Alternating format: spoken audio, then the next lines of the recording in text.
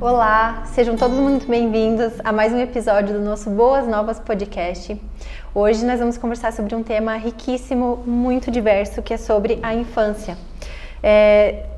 Tanto as belezas da infância quanto as dores da infância. E para conversar com vocês, eu trouxe a doutora Adelair Teixeira. Ela é psicóloga com especialização em neuropsicologia.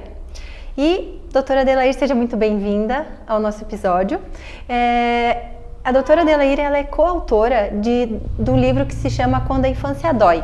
E esse livro, quando foi lançado, logo no lançamento ele já se tornou um best-seller, né? E deu espaço para lançar o Quando a Infância Dói, volume 2, que também já vai ser lançado agora.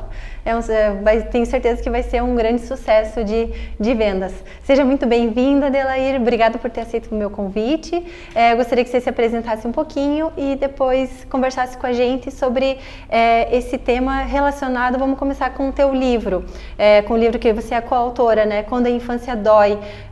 O porquê doer da infância? O que significa o fato de uma infância doer? Perfeito. Então, boa tarde. Eu que agradeço, né, o convite de estar aqui e comentar sobre o livro, comentar sobre a infância, que tem até uma frase, né, que a infância é o caminho que a gente, né, pisa a vida toda. Então, estar aqui é muito bom para estar comentando sobre o livro. Então, o livro, Quando a Infância Dói, tem o volume 1 e o volume 2.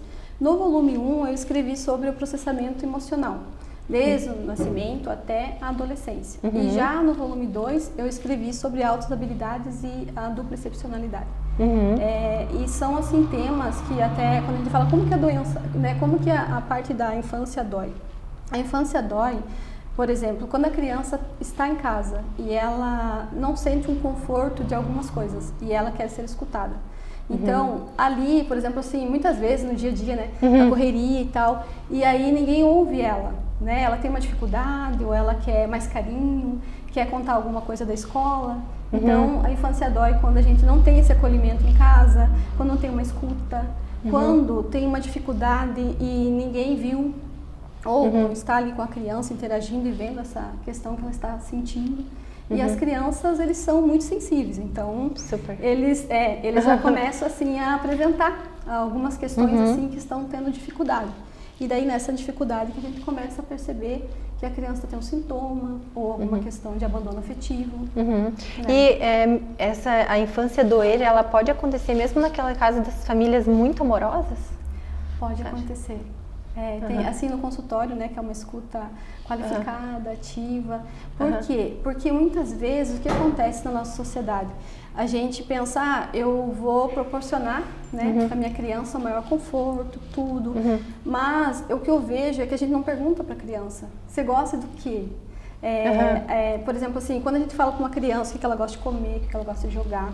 Né? Então, eu vejo muitas vezes que eu pergunto assim, né, para os adultos, você é mais voltado a coisas ou é mais voltado à pessoa? Né? Então, eu vejo sim que na nossa sociedade está faltando muito essa parte de voltada à pessoa.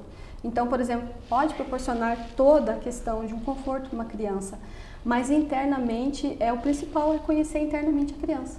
Quais são os medos dela? Que às vezes a criança tem dificuldade e ela comenta. Porque às vezes um adulto, o pai ensina uma coisa e a mãe ensina diferente. Aí quando a mãe fala, faz isso, daí a criança fica, né, agora o que eu vou fazer? E ela não quer, digamos assim, magoar, né, na cabecinha dela a mãe e o pai. Então essa conversa com a criança é importante, porque ela começa a ficar meio confusa. O que ela vai fazer?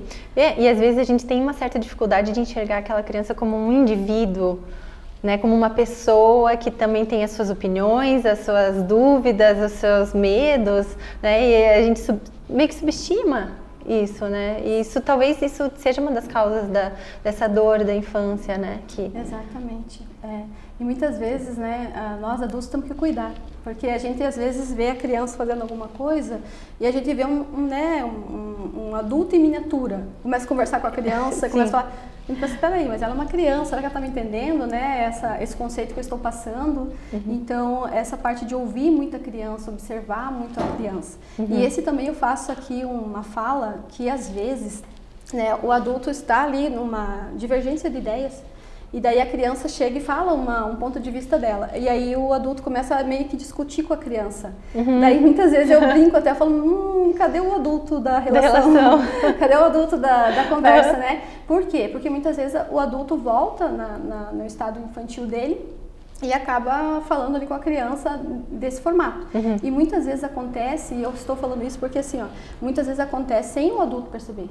Depois ele pensa assim, mas por que eu estava falando com meu filho disso e tal, e dizendo que quem que era, né? Sim. Sendo que ele é meu filho, eu preciso dizer que eu entendo ele, que na minha infância eu fazia assim, sabe? Essa questão é muito importante falar. Sim, e quais são os sinais, assim, que você percebe quando você está com as crianças lá, de que aquela infância não tá legal, que a criança está sentindo dores? Tem alguns sintomas, alguns sinais, assim, que a criança expressa? Tem. A criança expressa muito assim na questão da fala, do jeito dela agir, né? Muitas vezes quando a gente começa a fazer algumas atividades, a criança começa a perguntar muito como que tem que fazer, né? Um exemplo que eu comento muito assim com os pais para entender a criança como que ela tem o sintoma que está aparecendo, né? Então ela começa a perguntar, por exemplo, se eu falo assim, vamos brincar de fazer um círculo? Né? E até aqui a gente pode fazer, ó. Por exemplo, assim, eu falo, vamos pensar em um círculo em duas partes, né? Você tem a forma de pensar em um círculo em duas partes e eu também, né? E a criança tem a dela. E só que o que acontece? Quando a criança começa a me perguntar, eu falo assim, vamos brincar de fazer um círculo em duas partes? Quando a criança começa a perguntar assim, como que é? É assim? É assim? É assim? Como que é? Fale mais. Como que eu tenho que fazer e tal? Nesse momento, eu vejo que a criança, ela tá insegura e ela quer saber o meu jeito que eu quero. E que ela faça. Que ela faça. Para agradar você. Exatamente. E daí quando eu falo assim, é o teu círculo. Você pode fazer um círculo do jeitinho que você desejar. Aí ela começa a desenhar o círculo dela e ela começa a falar, tá certo? Tá certo? E aí a gente vê que ela precisa de confirmação. E aí muitas vezes o que acontece? Você pensou o seu círculo, eu também. E aí quando ela mostra o círculo dela, que tem vários, né? Faz um círculo com vertical, no meio, horizontal, faz duas partes. Eu tenho uma pessoa que ela é deficiente visual, ela escreve circulou em duas partes, tá tudo certo. Aí eu começo a perguntar pra criança, eu mostro o meu e mostro o dela. Aí ela fala, eu fiz, não tá, daí começa falando, o teu tá certo? O teu círculo é assim, o da tia é assim. E tá tudo bem? Então, aí já começa a gente perceber uma insegurança da criança. Ela começa a perguntar muito como o adulto quer. E a gente quer que a criança tenha a referência dela respeitada e ela fazer o círculo dela. Sim. Né? Sim. E a gente espera que essa criança que tem uma infância, vamos dizer assim, que dói, seja aquela criança que às vezes os pais brigam, né? Que tem algum transtorno, ou que tem um divórcio, ou que tem algum abuso, né? E a sobreproteção também é nociva? Também. Boa pergunta, porque assim, por exemplo, a gente que trabalha, né, com o desenvolvimento infantil, então a gente tem algumas técnicas, algumas escalas, teste, que a gente vai mensurar a criança desde que nasceu até 6 aninhos. Então tem uns marcos do desenvolvimento. E aí quando a criança, por exemplo, assim, ela não coloca a comidinha no prato dela, ela não toma banho sozinha, já tem idade para isso. Sim. E aí a gente pensa o quê? Tem alguém fazendo por ela, né? Então, quando a gente vai fazer essas escalas e fazer essas brincadeiras com a criança e ela não consegue fazer, eu já coloco ali um asterisco para perguntar para o pai, né, como que é. Então, por exemplo, assim, uma criança de 4 anos, 5 anos, ela coloca a comidinha dela no prato dela, ela já veste a camisetinha dela sozinha? Não. Daí ela tem dificuldade, ela não veste. Daí eu penso assim, né? Ela tem dificuldade ou ela não teve oportunidade de fazer? É diferente. E isso na vida adulta vai se refletir? Vai. Por quê? Né? Por que vai? Por exemplo, assim, até um caso do consultório, assim, teve uma pequenininha que chegou e daí eu perguntei, ela escutou, né? Ela já veste a camisetinha sozinha. Daí a mãe falou, não, ela tem dificuldade. Eu perguntei pra ela, né? Eu falei, como que é vestir uma camisetinha sozinha? Então, isso também é importante a gente estar falando por quê? Porque as crianças, nós, né, os seres humanos, a gente aprende por modelagem. Então, eu não vou dizer para a criança, vista agora, né? Não, a gente vai mostrar para ela, coloca, né, os bracinhos, depois puxa, coloca a cabecinha e a gente mostra. A mãe coloca, o pai coloca, ela vê modelos, ela vai fazer. Então, essa criança, por exemplo, ela não estava fazendo porque era sob proteção.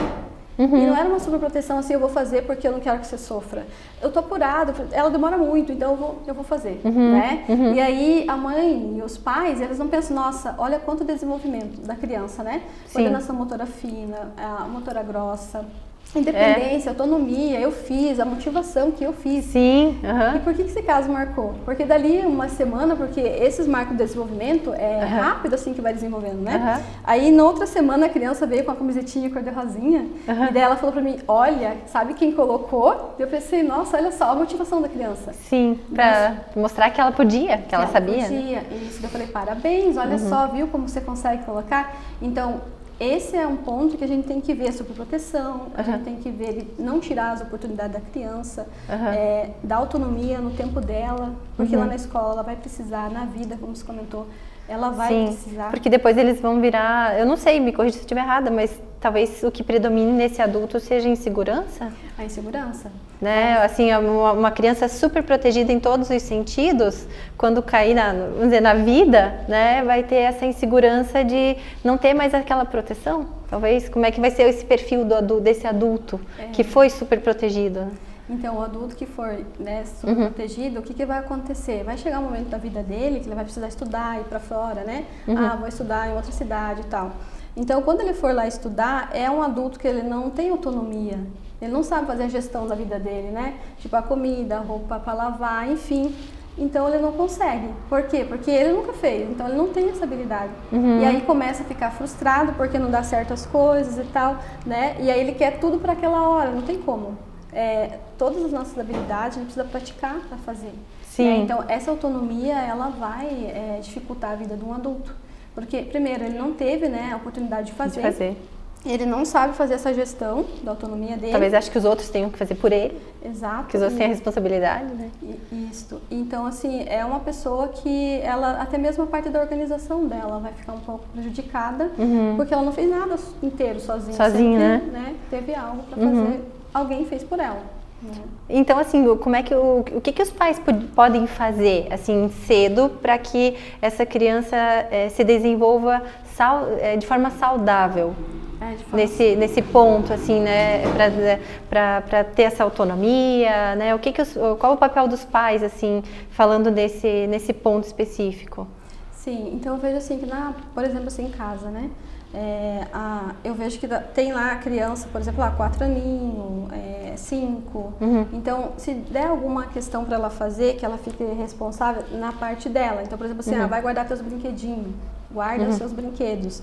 Então, nessa só atividade ali que o pai comenta com a criança, olha que bom que é, porque ela já está fazendo parte daquela família. Eu tenho, né? Contribuindo, isso, né? Isso, ela já está conectada, isso é importante, a conexão da família, né? Então, ali, ela já vai ver que ela tem uma responsabilidade pequenininha, e aí quando um adulto fala, parabéns, olha como você me ajuda em casa, né? Você guarda seus brinquedinhos. E nessa parte ali, a criança já aprende uma organização, um planejamento, né? Eu tirei meu brinquedinho de lá, eu fiz ali, baguncei, brinquei, me diverti, né? Depois, para eu pegar outro, eu vou colocar tudo ali, vou guardar num lugar e aí pego o outro. Veja a organização que essa criança vai ter. E ao mesmo tempo, a motivação dela saber fazer as coisinhas dela sozinha. Sim. Não tem alguém que está dando comando. O dando comando também é importante. Isso eu vejo que muitos dos pais falam, a gente tem que pedir, mas tem que ficar mandando, né? Sim, com certeza. Faz isso, né? Vai lá fazer tal coisa. Então, daí isso vira um hábito, né, da criança, porque ela espera um comando. E aí sempre eu falo, quando a criança tem autonomia, é quando ela faz sem comando. Né? E aí depende da dificuldade que aparece no consultório, às vezes até mesmo para adolescente, né? E eu dou um exemplo, você vai ficar responsável em tal coisa, que tal uma semana? Aí com comando, então no começo, né? Depois vai tirando o comando, vai virando um hábito, você faz sozinho, você vai ver como é bom ter essa autonomia. Né, sem comando, porque o comando existe muito na sociedade.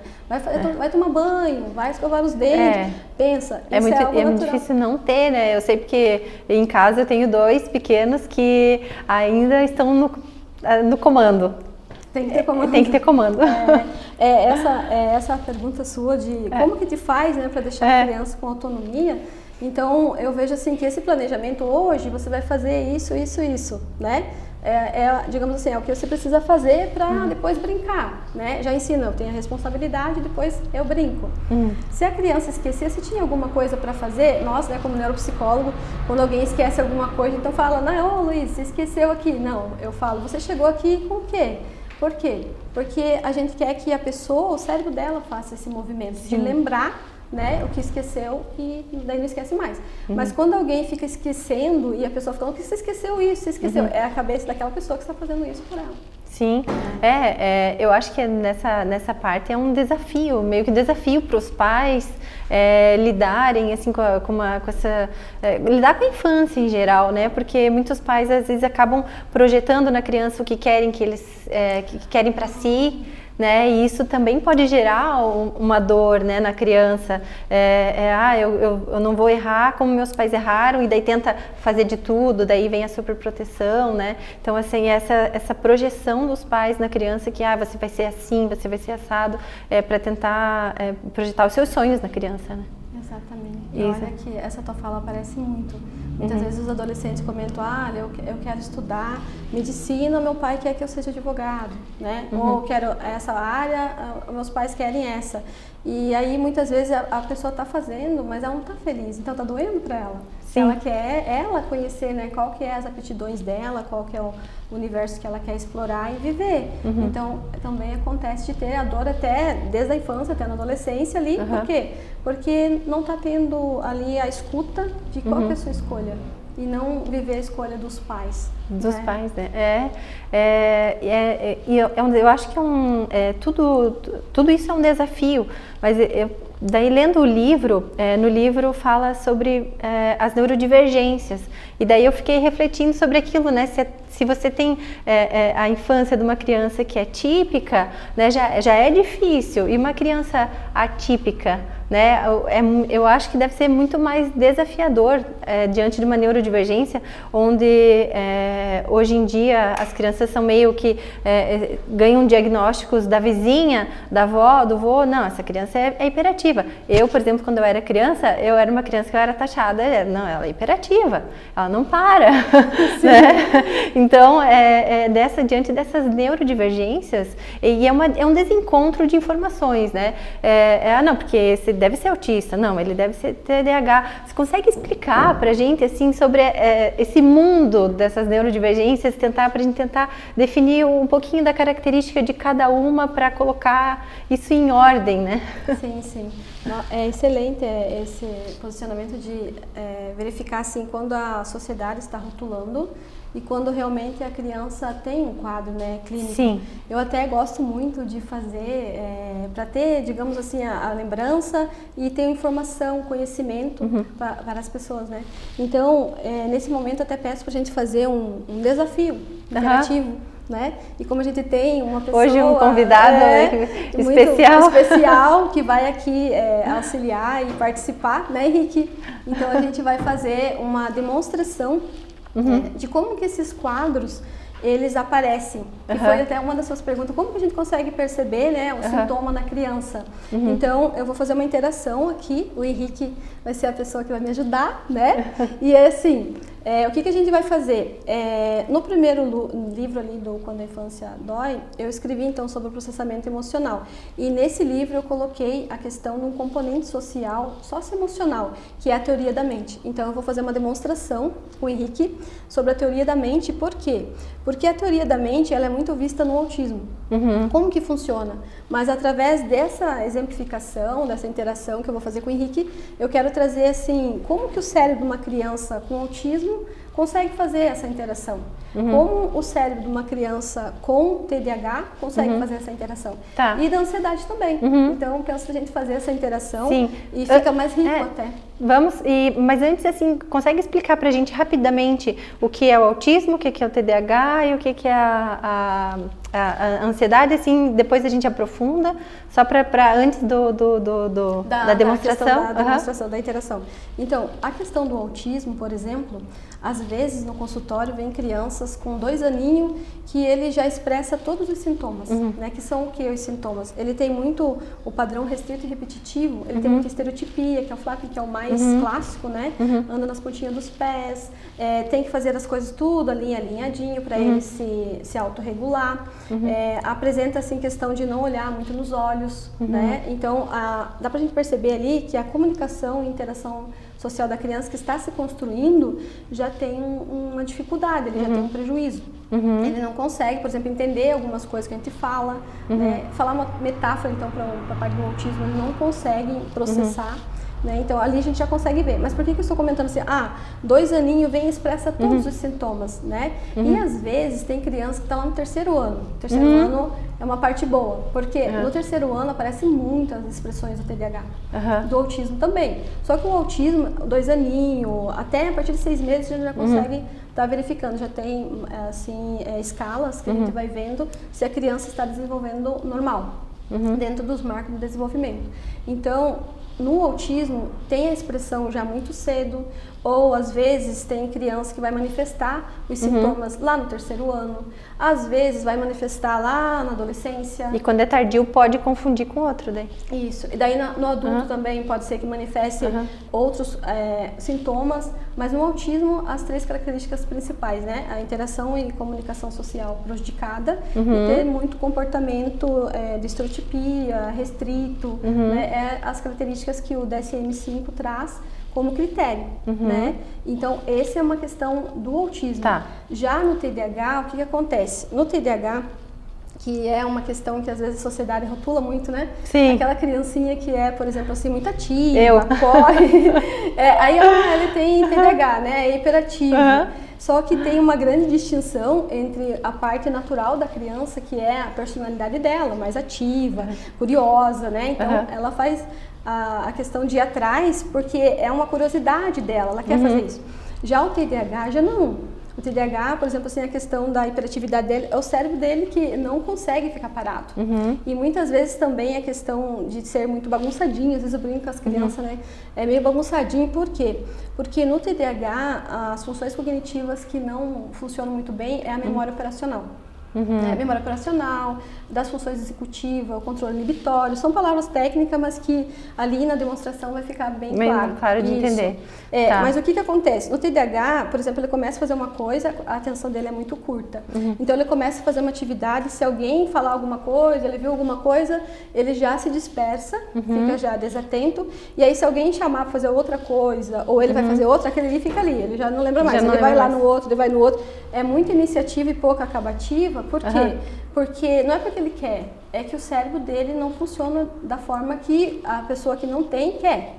Então ele não vai ter como voltar naquela atividade, né? Então a memória dele que deixa ele fazer essas expressões, esse comportamento. Então veja, do TDAH a pessoa tem que ter um prejuízo, né, na vida ali, um prejuízo também na parte cognitiva. Já no natural, não, é natural da criança, não tem prejuízo para ela, né? Então, sempre a gente vai ver assim... As notas, por exemplo. Exato, por isso que no 3º ano, por exemplo, 1º ano, 2º ano da alfabetização, mas no 3º ano, por que vai expressar muito o TDAH? Ele vai precisar fazer um cálculo. E o cálculo precisa de memória operacional, precisa das funções executivas, né? E ele tem essa dificuldade, então ele não vai conseguir fazer. Por isso que vem a questão de ter o diagnóstico, não muito para rotular, mas mais para ajudar aquela vida, né? Sim, nós temos tem um tratamento direcionado. Isso, né? Ser justo com ela. Por exemplo, assim, né? Lá no 3º ano ela está aprendendo. Só que para ela não vai conseguir fazer uma prova, por exemplo, que tenha 10 questões, né? E em 15 minutos, ou o tempo que o professor for colocar junto com o padrão. Não dá, né? Ou ela tem que ter ali uma redução das questões, ou aumentar o tempo. Sem prejudicar o conhecimento dela naquela atividade. Então, olha a diferença de ser, né, algo que tem prejuízo, que é um diagnóstico, né? E o diagnóstico não vem para rotular, como o pessoal às vezes pergunta, a gente que trabalha no diagnóstico, né? O diagnóstico não vem para rotular pessoas. Vem para ajudar, né? Vem para ajudar ela a perceber qual que as minhas dificuldades. E o que eu consigo fazer bem. né? E aí ela consegue se conhecer e consegue estar fazendo uma atividade que seja justo com o padrão dela. E o TDAH, ele não pode ser confundido com ansiedade? Pode. Boa pergunta, sabe por quê? Por exemplo, assim, no TDAH, o que acontece? A pessoa quer fazer alguma coisa, né? E ela não consegue, ela tem dificuldade de fazer. Por exemplo, ela vai fazer uma continha, ler um livro, que é o que mais as pessoas trazem para o consultório. Eu consegui ler um livro quando tem toda a ajuda, né? Então, a pessoa que tem o TDAH, ela não vai conseguir ler o livro, porque a memória é curta e ela já dispersa e ela não tem aquela atenção, né? Por quê? Porque ela quer ler o livro, olha só, ela quer ler o livro, mas só que as funções cognitivas que precisa para ela ler o livro, ela não tem funcionando da forma que é natural. Então, ela não consegue. Já a pessoa que tem ansiedade, o que acontece? A pessoa que tem ansiedade, é meio depressiva, né? A gente já consegue ver que ela não está, por exemplo, lendo um livro, ela não consegue se concentrar, mas, por exemplo, é porque é um querer ali. Eu não tenho vontade, por exemplo, o depressivo. Porque é uma das perguntas que as pessoas fazem. Como você sabe que é TDAH e como você sabe que é ansiedade ou depressão? É porque no TDAH a pessoa quer fazer e ela não consegue, ela fica se frustrando, uma hora ela... entendi. Né? E já na depressão, eu sei fazer, mas eu não quero. Né? Então veja como é distinto. E a gente precisa muito saber qual é a causa, né? Porque às vezes vem pra gente assim, já um diagnóstico equivocado. Por exemplo, a pessoa tem TDAH, ela está sendo tratada da ansiedade. E deveria ser tratado do TDAH, que daí a ansiedade vai embora. Ou vice-versa, né? Ou o contrário também, né? Ela tem o TDAH e tá, digamos assim, tem a ansiedade e está sendo tratada. Acaba dando Ritalina para uma criança ansiosa. Imagina. Né? Você então, potencializa a ansiedade daí, né? Sim. Então, eu vejo que essa parte de fazer a distinção, quando vem pra gente pro consultório, a gente vê bem certinho e fala pra família. Né? Ela consegue fazer, só que ela tá um pouco emocional fragilizado, então ela não quer fazer, mas ela sabe fazer. Mas no momento agora ela tá, né, ansiosa, depressiva e não consegue. E já a pessoa que tem o TDAH, ela quer fazer, mas ela não tem as funções ali que ela precisa, né, funcionando da forma que precisa. E aí que entra a medicação para ajudar a pessoa no prejuízo que ela tem de disfunção, né, das habilidades cognitivas. E uma das coisas que muita gente me pergunta, como médica, me perguntam assim, nossa, mas por que tanto caso de autismo agora? Por que estão falando nisso agora? Aumentou os casos ou aumentou os diagnósticos? Essa é uma dúvida pessoal minha também, né? É genético? O que, né? Por que tantos casos agora disso, de todos esses diagnósticos? Né? Até o pessoal falou, nossa, deu um boom de diagnóstico de autismo, TDAH, mais de autismo agora que eles estão autismo, comentando, né? Mas assim, é muito bom, até uma da proposta desse livro é trazer informação e conhecimento, né, para as pessoas. Então, o autismo, a gente tem caso de 1943, veja, né, mais de 70 anos, né? Então, assim, tem casos, assim, bem antigos. Mas o que acontece que hoje tem tanto? Porque antes não tinha internet, não tinha acesso à informação, ao conhecimento, né? Antes também, que é uma parte triste, né, da nossa história, era muito... tinha uma omissão, né? Não podia falar que a pessoa tinha uma dificuldade, era escondido, não tratavam assim muito desumano no meu ponto de vista, né? O jeito que era tratado as pessoas com autismo antigamente, né? Hoje nós não estamos na evolução que eu penso que a gente poderia estar, mas ainda bem que a gente está evoluindo. Hoje está bem mais evoluído na questão de ver a informação. Então o autismo sempre existiu. Tem um caso importante até que já é bem antigo. Quando eu falo do primeiro caso, vem, né, 1943. Mas tem um caso assim que é bem antigo. Mas por que eles perceberam que o autismo já tinha antigamente? Porque era uma questão judicial de 2 irmãos, e aí esse registro traziam que que a pessoa com autismo dos irmãos, ele tinha um hiperfoco de ir sempre em cemitério, por exemplo, enterro, então tipo hiperfoco. E tudo que as pessoas falavam, no relato deles escrevem tudo, tinha ecolalia, que ele ficava repetindo. Então esses registros trazem que o autismo sempre existiu, né? O primeiro livro que a gente tem de transtornos mentais, ele é de 1952, né? Então, veja, é bastante tempo, né? Só que lá o autismo era tratado mais como uma parte de esquizofrenia, não era usado muito como ciência. Sim. A partir de 1980 que começou a vir a questão como ciência.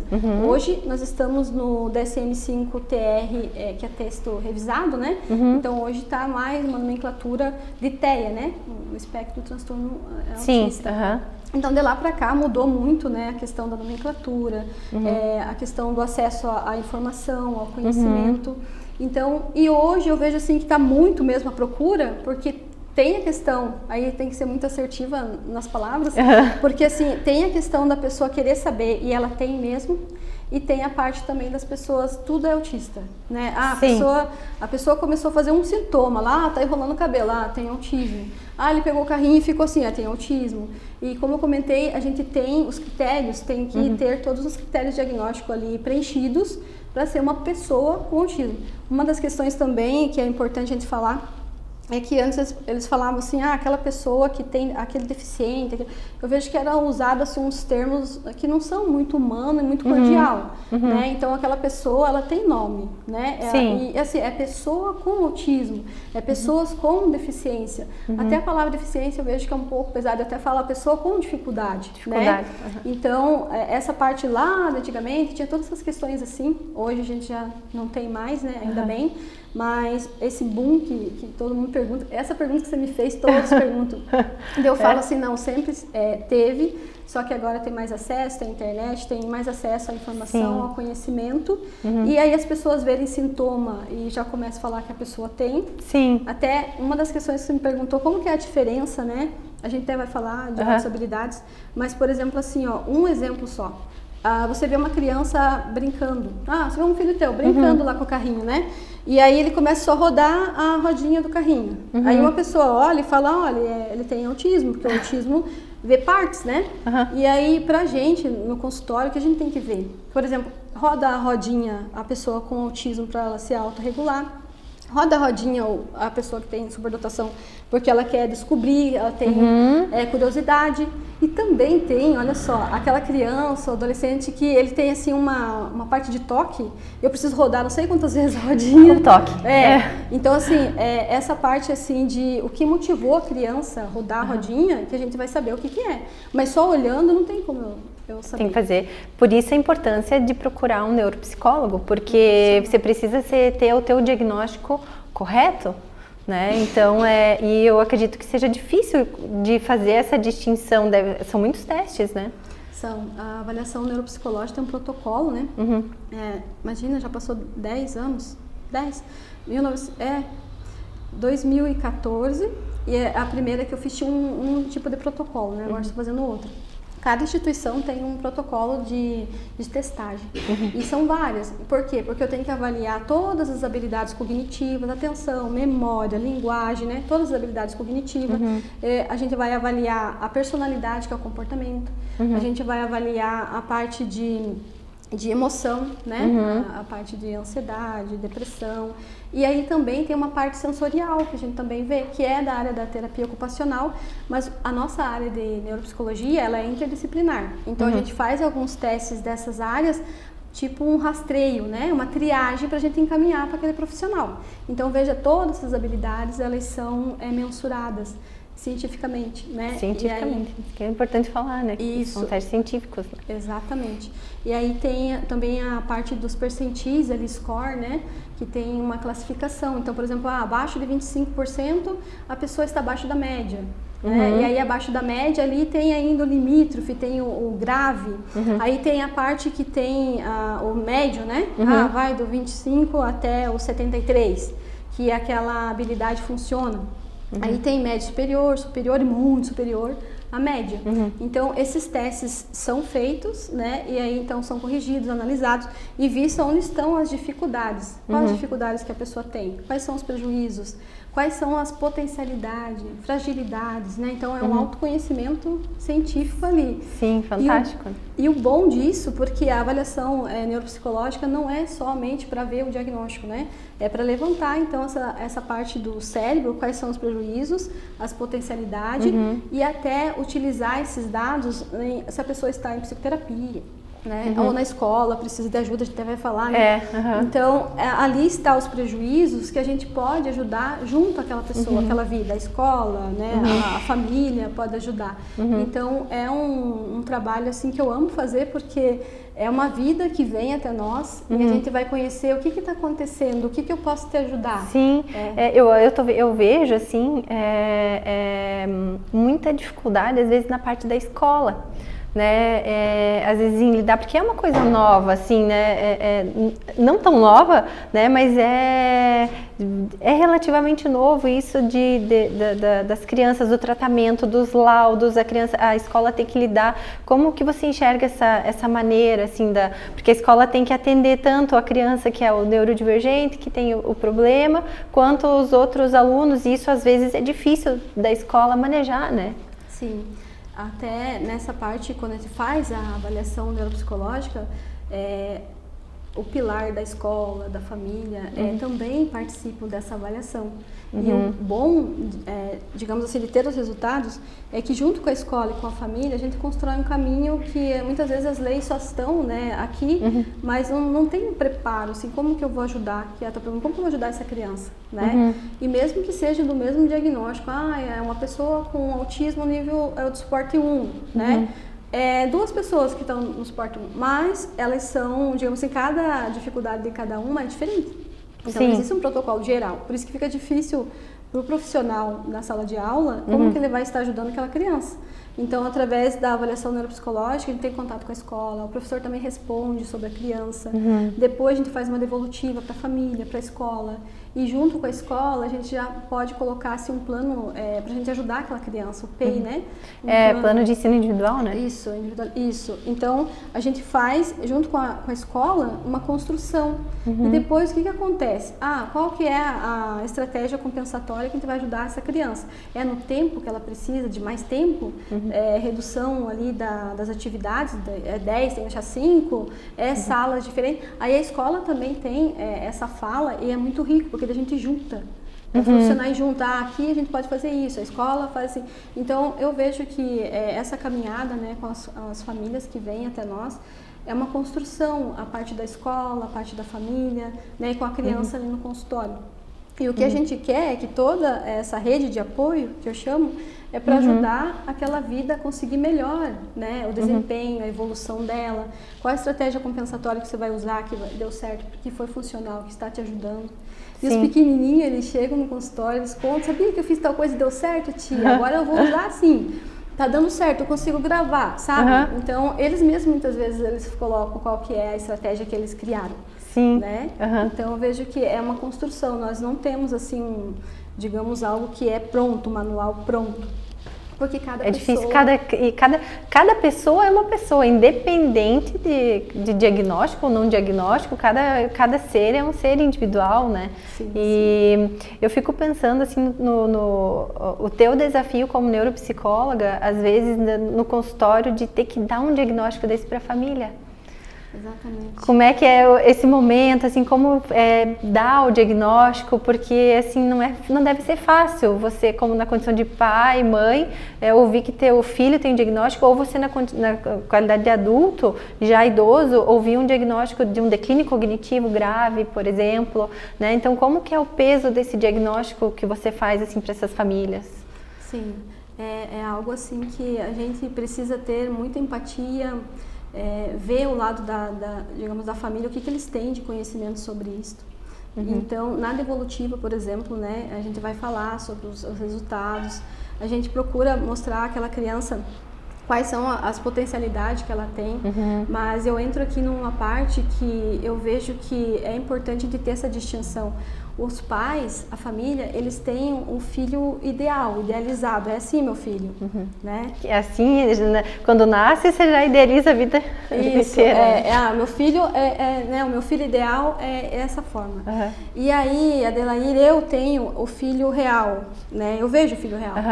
E aí eu comento com os pais, assim, olha, toda essa questão ali, eu entendo, já é uma parte de luto, sabe, Luiz? É um luto, É um luto do diagnóstico. né? Ele não tem, ele não é assim. A negação, né? Todas as partes do luto, né? Negação, aceitação. Exato, as fases do luto aparecem muito ali. E aí a gente já consegue perceber aquela família que precisa de mais acolhimento, amparo, né? Sim.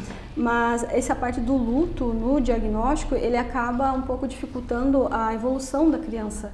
Por quê? Porque tem pais, por exemplo, que a gente comenta assim, do filho real, o filho ideal, aí ele fala assim pra mim, mas lá em casa ele faz tudo isso, ele faz, né? A gente já vê que o pai e a mãe não querem escutar que a criança tem uma dificuldade.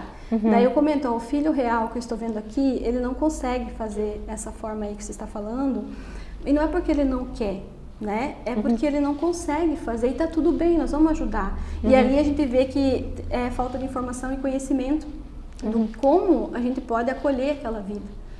E aí quando a gente começa a comentar com a família a parte do diagnóstico, vai explicando, né? Olha, esse daqui, o cérebro dele nasceu assim, é um jeitinho humano dele ser.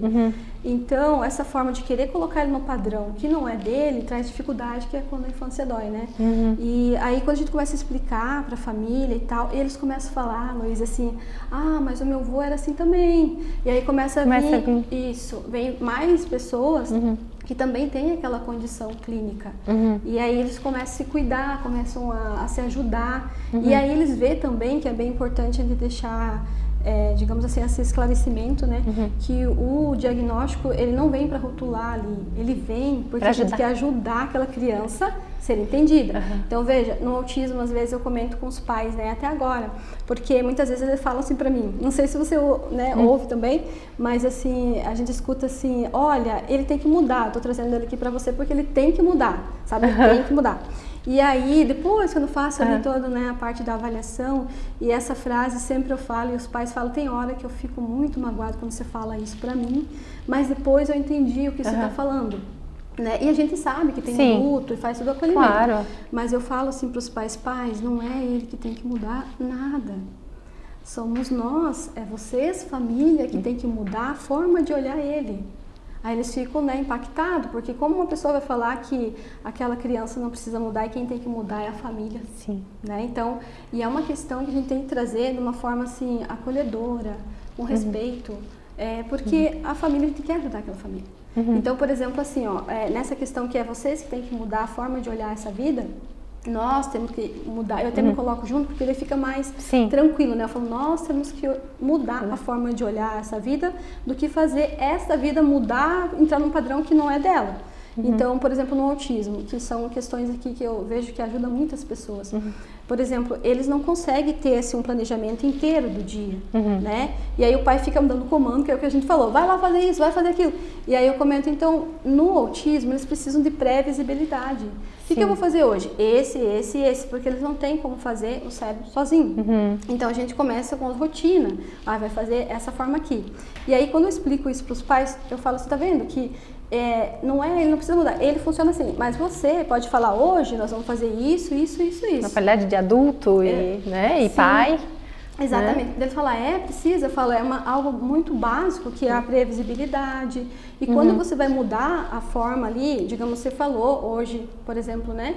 Hoje é sexta-feira. Então a gente fala para uma pessoa, hoje você vai fazer isso. Aí se deu alguma coisa, não deu certo, a gente vai mudar aquela forma, a gente tem que se colocar no lugar da pessoa que tem autismo, que ela não tem como saber administrar, que vai mudar.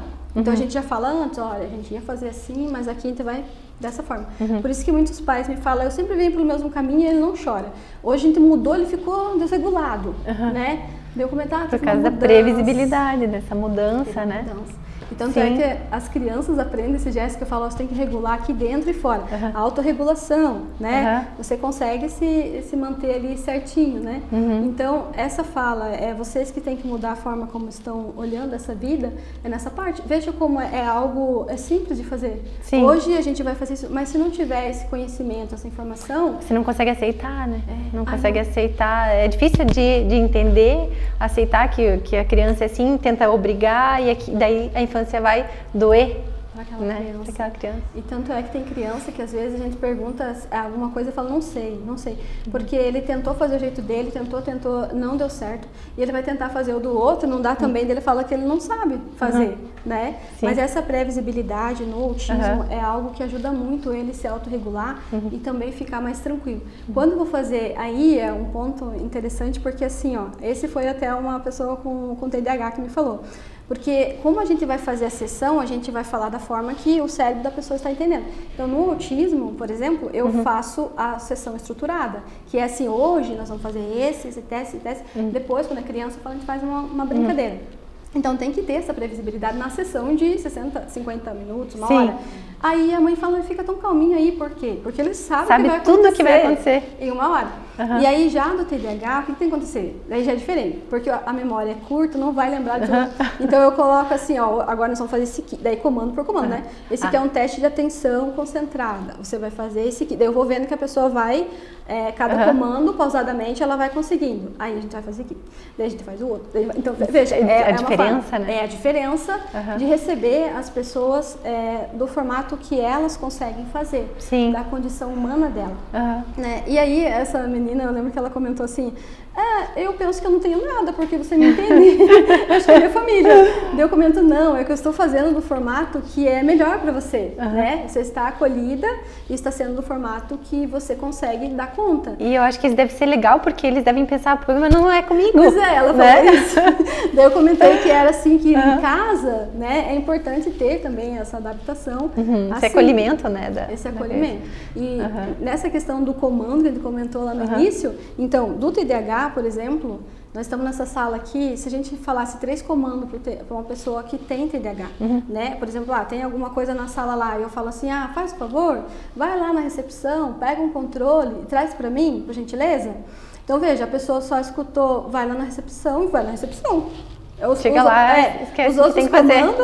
Não. Daí ela vai lá na recepção e daí ela fica lá, daí ela volta, daí o que acontece? Eu falo, você trouxe? Eu trouxe o quê? Você vê a parte da memória, de ficar registrado aquela informação? Sim. Então, os comandos, pessoas que têm TDAH, eles são pausados, né? E não dá para dar vários comandos porque eles não vão guardar essa informação. Então, veja, até foi uma das suas perguntas, né? Como que é cada quadro clínico, né? Então, cada quadro clínico, o cérebro se manifesta de uma forma. Maneira. Aí, quando a criança vem, a gente começa a perceber as dificuldades, se é de guardar informação, se é de não entendi nada, estou aqui, preciso que me dê uma previsibilidade, né? Então, é uma forma, assim, que eu vejo que a gente precisa evoluir muito, porque essa previsibilidade que eu estou comentando, fazer os comandos por tempo, né? Isso tudo é ensinar os pais, a família, né? Família e escola. Exatamente. Né? E o transtorno opositor? Esse também aparece muito o diagnóstico equivocado. Porque o opositor, se você for olhar, todas as crianças têm um quê, assim, de divergir dos pais, e daí, não, porque ele é opositor, né? Então... esse também é uma das questões que os pais trazem. Ele está agressivo, eu penso que ele tem TOD, né? Transtorno opositor desafiador. Aí, quando a gente vai brincar com a criança, a gente vê que a criança está tudo, digamos, ela não está sendo entendida. Ela fica agressiva não porque ela é agressiva, é que a comunicação dela não está entendendo. Aí, por exemplo, se ela joga no chão e alguém dá atenção, opa, funcionou. Então, outra vez, fazer de novo. É tipo uma comunicação. Até a análise do comportamento aplicada, que é uma ciência, ele traz muito essa questão, esse conceito. Né? Que a criança, por exemplo, a função do comportamento, ela tem um comportamento de jogar no chão, por exemplo. Então, esse comportamento da criança tem uma função para ela. Então, se ela jogou no chão e aí todo mundo começou a olhar e ela queria atenção, ela conseguiu. E aí ela vai fazer de novo, porque ela é criança, não tem como ela administrar isso, estou conseguindo a atenção. Então, essa função, por exemplo, de jogar no chão, a gente tem que avaliar qual que é a função desse comportamento de jogar no chão. É a atenção que ela quer? Ela está se comunicando? Ela está buscando sair daqui porque ela não quer fazer, que é a fuga da tarefa? Ou é birra? Daí chamam tudo de birra, né? Aí, ou é sensibilidade. Então, veja, quando a criança joga no chão, e aí a gente, por exemplo, tem tatame, tudo, né? Aí a gente vê quando ela joga sempre no mesmo lugar e dá o barulhinho que ela escuta, então a função dela jogar lá é porque ela precisa daquele barulhinho para se autorregular. Então não é agressividade, não é nada de afronta, né? Então, essa é uma questão da função de jogar no chão, pode ser algo sensorial. Aí a criança jogou no chão porque ela queria água. E jogou no chão. A mãe foi lá, deu água. Funcionou. Então, outra vez joga no chão porque eu vou ganhar água. É a Então, comunicação. o opositor, no caso, é mais um transtorno comportamental, assim, não é que você consegue reverter, vamos dizer assim, com a educação ou mudando a maneira de lidar? Reverter não daria se a pessoa, né, se a criança tem o transtorno opositor desafiador.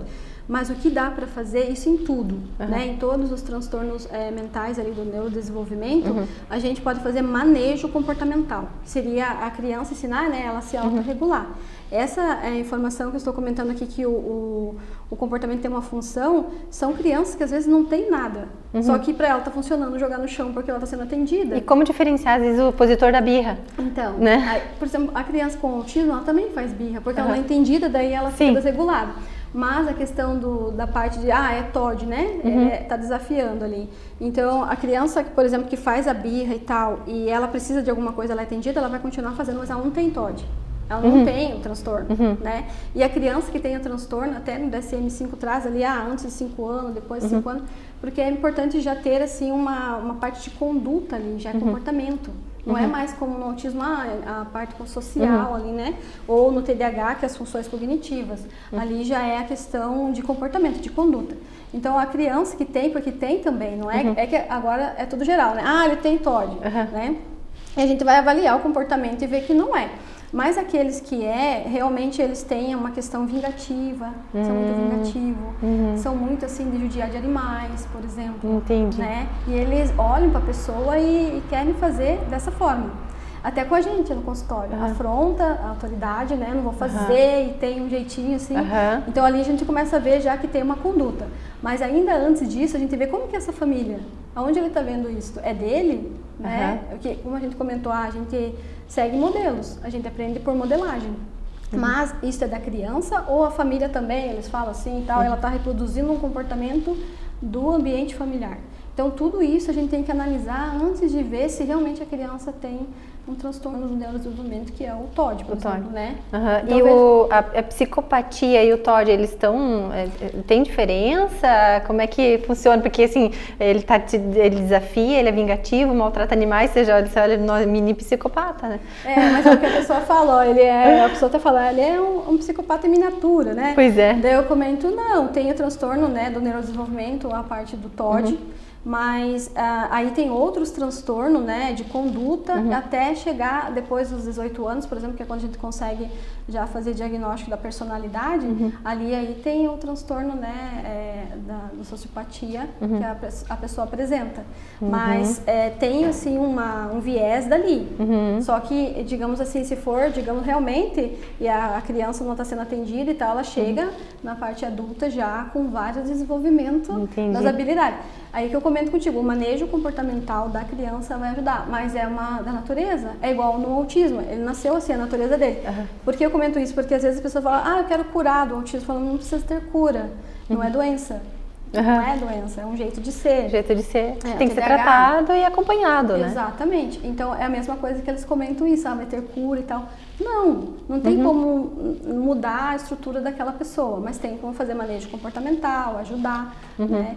Mas é ali que começa já a conduta, né? Então, quando você detecta aquilo na criança, a indicação é fazer os testes neuropsicológicos tudo, e acompanhar até os 18. E vai acompanhando até, vai tendo, né, para poder ter um diagnóstico, no caso desses do opositor, né, e para você ir acompanhando para depois fazer Isso. É que, na verdade, se for mesmo ali o TOD, já é dado o diagnóstico. Já é dado o diagnóstico. Tá. A gente espera ali, tipo, o DSM-5 sempre traz a referência 5 anos a menos, 5 anos, para verificar bem ali a estrutura formada. Mas se a criança tem, a gente já comenta que tem, né, o transtorno opositor, e a gente já faz as indicações, as intervenções para ajudar aquela criança. Né? Legal. E tem criança, por exemplo, que não teve nada desse diagnóstico quando criança, e aí, digamos, adulto, a gente sabe que ele vai agir e vai ter o transtorno de personalidade, né, antissocial, que é o sociopata. Que é a infância gritando, a infância doendo na fase adulta, porque não teve um diagnóstico correto. E aí vai muito da questão da pessoa querer, quando adulto, daí, se ele vai querer buscar uma ajuda ou não. Entendi. E a gente atende no consultório todas essas formas de ser, né? Vem até nós. Legal. Então tá bom, vamos para a parte prática então? Vamos lá. Então, agora eu vou fazer um exemplo aqui de uma tarefa que é de domínio público, por isso que a gente pode fazer, e tem o Henrique, né, que vai me ajudar aqui. Então, essa tarefa, ela se chama CLN, e eu vou fazer a demonstração e vou explicar, tá, Henrique? Vamos lá. Então, tem a Celi, essa é a Celi. A Celi, deixa eu tirar a caixa aqui do ladinho. Ó, a Celi, vamos colocar pra cá. Essa é a Celi, vamos ver se ela para assim. E essa é a N. Elas estão assim porque as crianças adoram essas bonequinhas, né? Então elas ficam tudo bagunçadinho. Essa aqui é a N. Aí eu vou falar mais agora da tarefa e não ficar falando dessa parte aqui para ficar mais claro, né, o que a gente precisa mostrar. Então, Celi, N. A Celi tem uma cestinha. A N tem uma caixinha com tampa.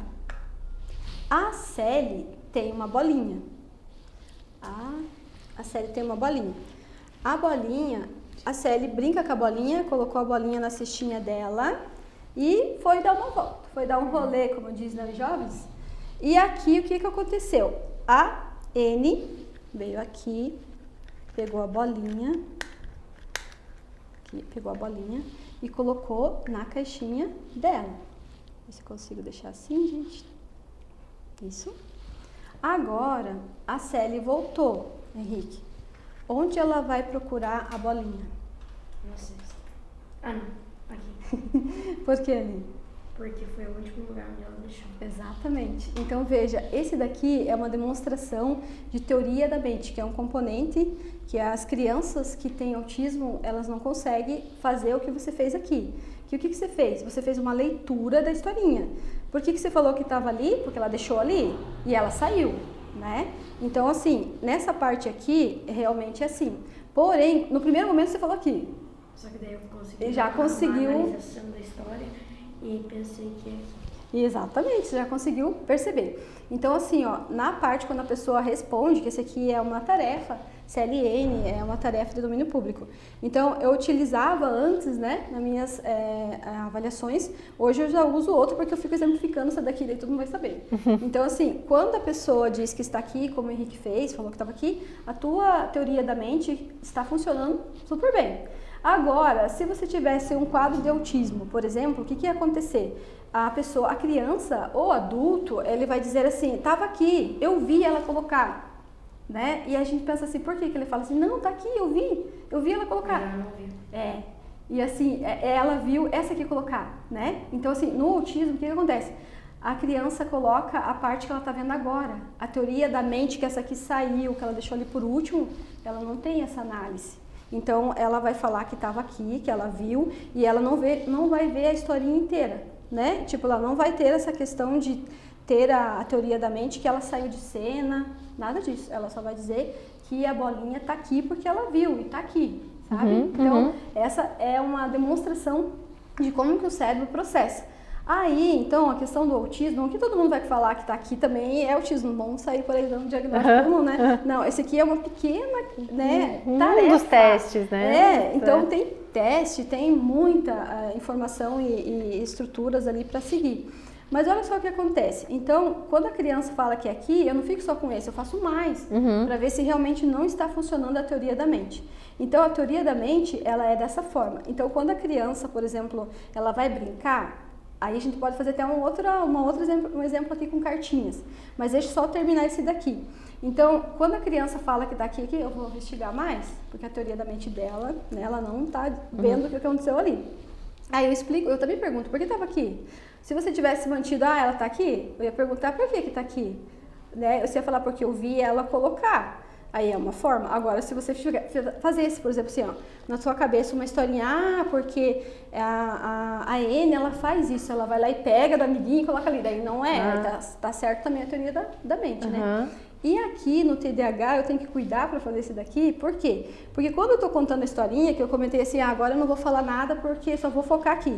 Porque se eu falar assim, essa aqui é a Célia, essa é a N, aí até eu contar tudo isso, ele já esqueceu o nome das bonecas, já sabe de quem que era de quem, né? Então eu tenho que fazer mais pausadamente aqui, né? Então assim, é o tipo como o cérebro olha e ele absorve assim, né, a informação.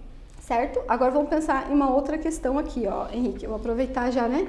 Por exemplo, nós estamos jogando Uno, né? Você gosta de jogar Uno? Eu gosto muito de jogar Uno também. E as crianças no consultório adoram jogar Uno. Então, assim, tem até o Uno agora para quem tem daltonismo, né? Que não consegue olhar as coisas. Não sabia. Eu tenho, E assim, ó, então vamos fazer de conta. Ó, eu tô jogando Uno contigo e esse daqui é para exemplificar, quando a gente comenta assim, como que uma criança tem de prejuízo, como ela tem uma dificuldade. Então, eu e o Henrique estamos jogando Uno e chegou a minha cartinha de troca de mão. Aí eu coloco a cartinha na mesa, Henrique, troca de mão. O que tem que fazer? Eu tenho que trocar as minhas cartas com as suas. Isso, trocar as cartas, né? Então, olha só essa parte aí. Se você tiver um amiguinho na escola com autismo, ele não vai fazer essa leitura que você está fazendo. Né? Então, o que ele vai pensar? E já tive isso no consultório. Então, quando a gente coloca essa cartinha, já aconteceu no consultório, a criança fala, não, e fez essas expressões. Por quê? O que está escrito na carta? Trocar a mão. Trocar de mão. E ele pensa o quê? Tem que trocar de mão. Não quero, né? Então, é dessa forma que a criança vai pensar naquela cartinha. Dela não vai querer mais jogar. E às vezes, quando ela tem a questão da comunicação social prejudicada, ela não vai falar que ela não quer jogar por causa disso, ela só não quer jogar. Aí ninguém entendeu, ela fica assim. Mas é importante ter essa compreensão toda do joguinho. E olha só, Henrique, outra questão. Essa parte aqui, por exemplo, de trocar de mão. E a criança vê que não quero mais e como se deveria ser? Na cabecinha dela, quando eu perguntei, seria como, então, trocar de carta. Então, o Uno, por exemplo, se tivesse ele trocar de carta, seria para todo mundo. Mas ele foi feito assim, tudo bem. Só que nós precisamos entender, nossos amiguinhos, a família, como a gente comentou, num jogo desse em família, é importante a comunicação, entender a criança. E eu fiz com um adulto também. Aí eu pensei, a criança fez isso pra mim, pensei, vou levar para uma pessoa com autismo adulto para eu jogar Uno com ele para ver como é que vai ser. Aí quando eu falei, troca de mão. Aí ele estava com a carta aqui, ele colocou a carta na outra mão. Troca de mão dele. Né? Então veja, adulto. Então manifesta diferente. E é importante, olha, é algo tão mínimo, peculiar. Tão simples, né? Mas que demonstra tanta... Isso. Então, assim, essa parte ali, a criança só para de jogar. Ela fala assim porque ela está ali na terapia, né? No consultório. Mas geralmente na brincadeira ela para. Daí ninguém entende, ele não quer mais, deixa. Mas nunca mais vai querer porque ele não vai saber. Né? Então é dessa forma. Então, Henrique, você passou no teste da tarefa de teoria da mente. Isso aí, viu? Já foi feita uma tarefa de teoria da mente, isso daqui. Fica bem aqui, está bem preservada a sua. E nas crianças que têm autismo, está prejudicada e eles não conseguem... Não conseguem ter essa... É porque é muito... Eles não conseguem... o autismo perceber a metáfora, né? Exato, são muito literais. São muito literais, né? Isso, então esse ali da cartinha é literal. Troca a mão, é literalmente. Exatamente. Né? Então essa parte aqui, que por exemplo o Henrique participou aqui, um pouquinho, né? A gente nem tinha falado nada disso, olha como que acontece, né? É muito bom. Mas assim, essa parte na escola, por exemplo, também deveria ser, a gente ensina a criança a dizer daí, né? Ele se posicionar. Olha, quando você estiver jogando lá, você tem essa cartinha, daí você fala que se sente desconfortável com essa, dá pra tirar do joguinho, ou que espera um pouquinho, daí vai você entender joga. por que aquilo aqui dá aquele desconforto, né? Senão ele fica se sentindo, né? E daí tem o bullying dos amigos e tudo mais, né? Então, olha a importância do diagnóstico, né? Exatamente. Aí que tá, né? A pessoa é acolhida e ela tá tendo um prejuízo no joguinho, imagine nas atividades da escola, né? E tudo mais. Legal, então, legal. Obrigada, Adelaide, Obrigada, Henrique. Certo. Obrigada, Adelaide, pela demonstração que você fez com o Henrique. Acho que ficou bem claro, assim, num pequeno exemplo, né? Essa diferença do processamento da mente. Então, a gente até agora falou de alguns transtornos, né, que desse sofrimento pela falta de capacidade. Mas agora eu queria entrar num tema que é o tema do teu capítulo, do livro 2, que quando existe um sofrimento que elas sofrem, né? Porque eu acho que também não deve ser fácil, quando é o contrário. Quando, em vez de ter falta de capacidade, tem excesso de capacidade, que é o que a gente chama de, né, altas habilidades e superdotação. Eu queria começar te perguntando, altas habilidades, superdotação, é a mesma coisa? São sinônimos? Eu vi algo por cima, assim, que pela descrição do Brasil, são sinônimos, né? Isso. Exatamente. Até eu trouxe no livro ali, né, no capítulo, altas habilidades, superdotação e a dupla excepcionalidade, porque alguns países já usam distinto, né? Mas no Brasil é usado como sinônimo, né? Altas habilidades e superdotação. E no livro eu coloquei até, com todo respeito, né? Coloquei um posicionamento técnico que no consultório a gente vê que tem distinção, assim, tem diferente altas habilidades e superdotação. E, porém, no livro eu sempre trago também ali a teoria que mais é usada no mundo, que é a teoria de Renzulli, que ele fala dos 3 anéis, né? Que é a pessoa que tem altas habilidades e superdotação, ela vai apresentar a parte intelectual acima da média, ela vai apresentar a criatividade e ela vai apresentar muita motivação na tarefa, fica muito lá na tarefa. Então, são os 3 anéis de Renzulli, né? Então, a pessoa ela vai apresentar essas características. E aí eu vejo que nessa parte, por exemplo, quando a pessoa fica lá fazendo muito uma tarefa, que as pessoas confundem muito com outros quadros, né? A pessoa fica muito lá fazendo uma tarefa, que na questão do autismo fica muito no hiperfoco. Então, essa parte de altas habilidades de superdotação, é importante a gente saber quais são as teorias utilizadas, como que a gente vai fazer essa, digamos, avaliação no consultório. Então, no nosso país é usado, mas eu já vejo até mesmo na prática clínica que tem distinção, né, de uma forma e outra. E assim, altas habilidades de superdotação, por exemplo, às vezes as pessoas perguntam, nossa, com quantos aninhos eu já posso ver? Então, a gente tem os testes de inteligência, tem o som R que é a partir de 2 aninhos e meio. Porém, dá pra gente ver antes no sentido da história de vida da criança, né, que é uma criança mais curiosa, ela faz as coisas muito mais rápido, tipo os marcos de desenvolvimento. É algo que a gente vai atrás dessa informação. É uma criança que, sem estudar nada, ela já consegue saber muito sobre um assunto. Até inglês, algumas crianças já trazem, né? Então, desde pequenininho já dá pra gente perceber como que é, né, a forma daquela criança se expressar. E ele vai ser uma criança que eu falo até assim, ele busca muito, é muito curioso e ele faz pergunta que nem é ainda pra idade dele, né? E os pais falam, nossa, ele faz essa pergunta, ele pega isso, ele quer fazer experimento, né? Então é uma criança que tem muita curiosidade, tem muita criatividade e tem muita sensibilidade também. Que é uma das teorias também que eu citei no livro, né, do Dabrowski, que ele é um psicólogo, psiquiatra polonês, e ele traz essa informação sobre a sensibilidade, né, hipersensibilidade, sobre excitabilidade, que são sinônimos, né, que a pessoa apresenta. E ele traz 5 dessas sensibilidades que altas habilidades apresentam. Então, a parte emocional, por exemplo, da pessoa que tem altas habilidades de superdotação, ele sente tudo mais profundo. E até eu comento, né? Às vezes até com os adolescentes.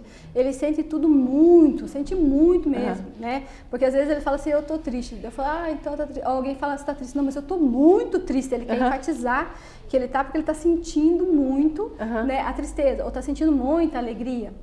Então, eu vejo que as pessoas que têm altas habilidades de superdotação, até mesmo na conversa delas, elas acabam trazendo, assim, uns nomes muito gigantes para alguma coisa que elas querem falar. Então, por exemplo, assim, até às vezes eu comento pro, né, jovenzinho que tá assim, começa a conhecer, né, uma adolescente e tal, e já vai falar que vai amar. Ele vai falar porque ele tá sentindo muito, né? E eu comento, então, é importante, a gente vai falando, é importante você se conhecer, que toda a tua informação vai ser sempre muito mais, né? Às vezes você vai estar triste. Potencializado no... Exato, eles potencializam muito, é muito, né? Então, muitas vezes a gente até comenta quando te faz ali, que não é diagnóstico, é uma condição humana de ser, né? Mas quando tem esse formato de ser da pessoa, a gente já explica, ó, quando ele ficar triste, ele vai ficar muito triste, mas ele não vai estar com depressão. Mas mesmo assim, muitas vezes a família já passou aquela informação, né? E aí eles vêm pra mim, nossa, fulano tá com depressão, só pode, tá com depressão. E a gente vai ver a parte da ou bipolar, né?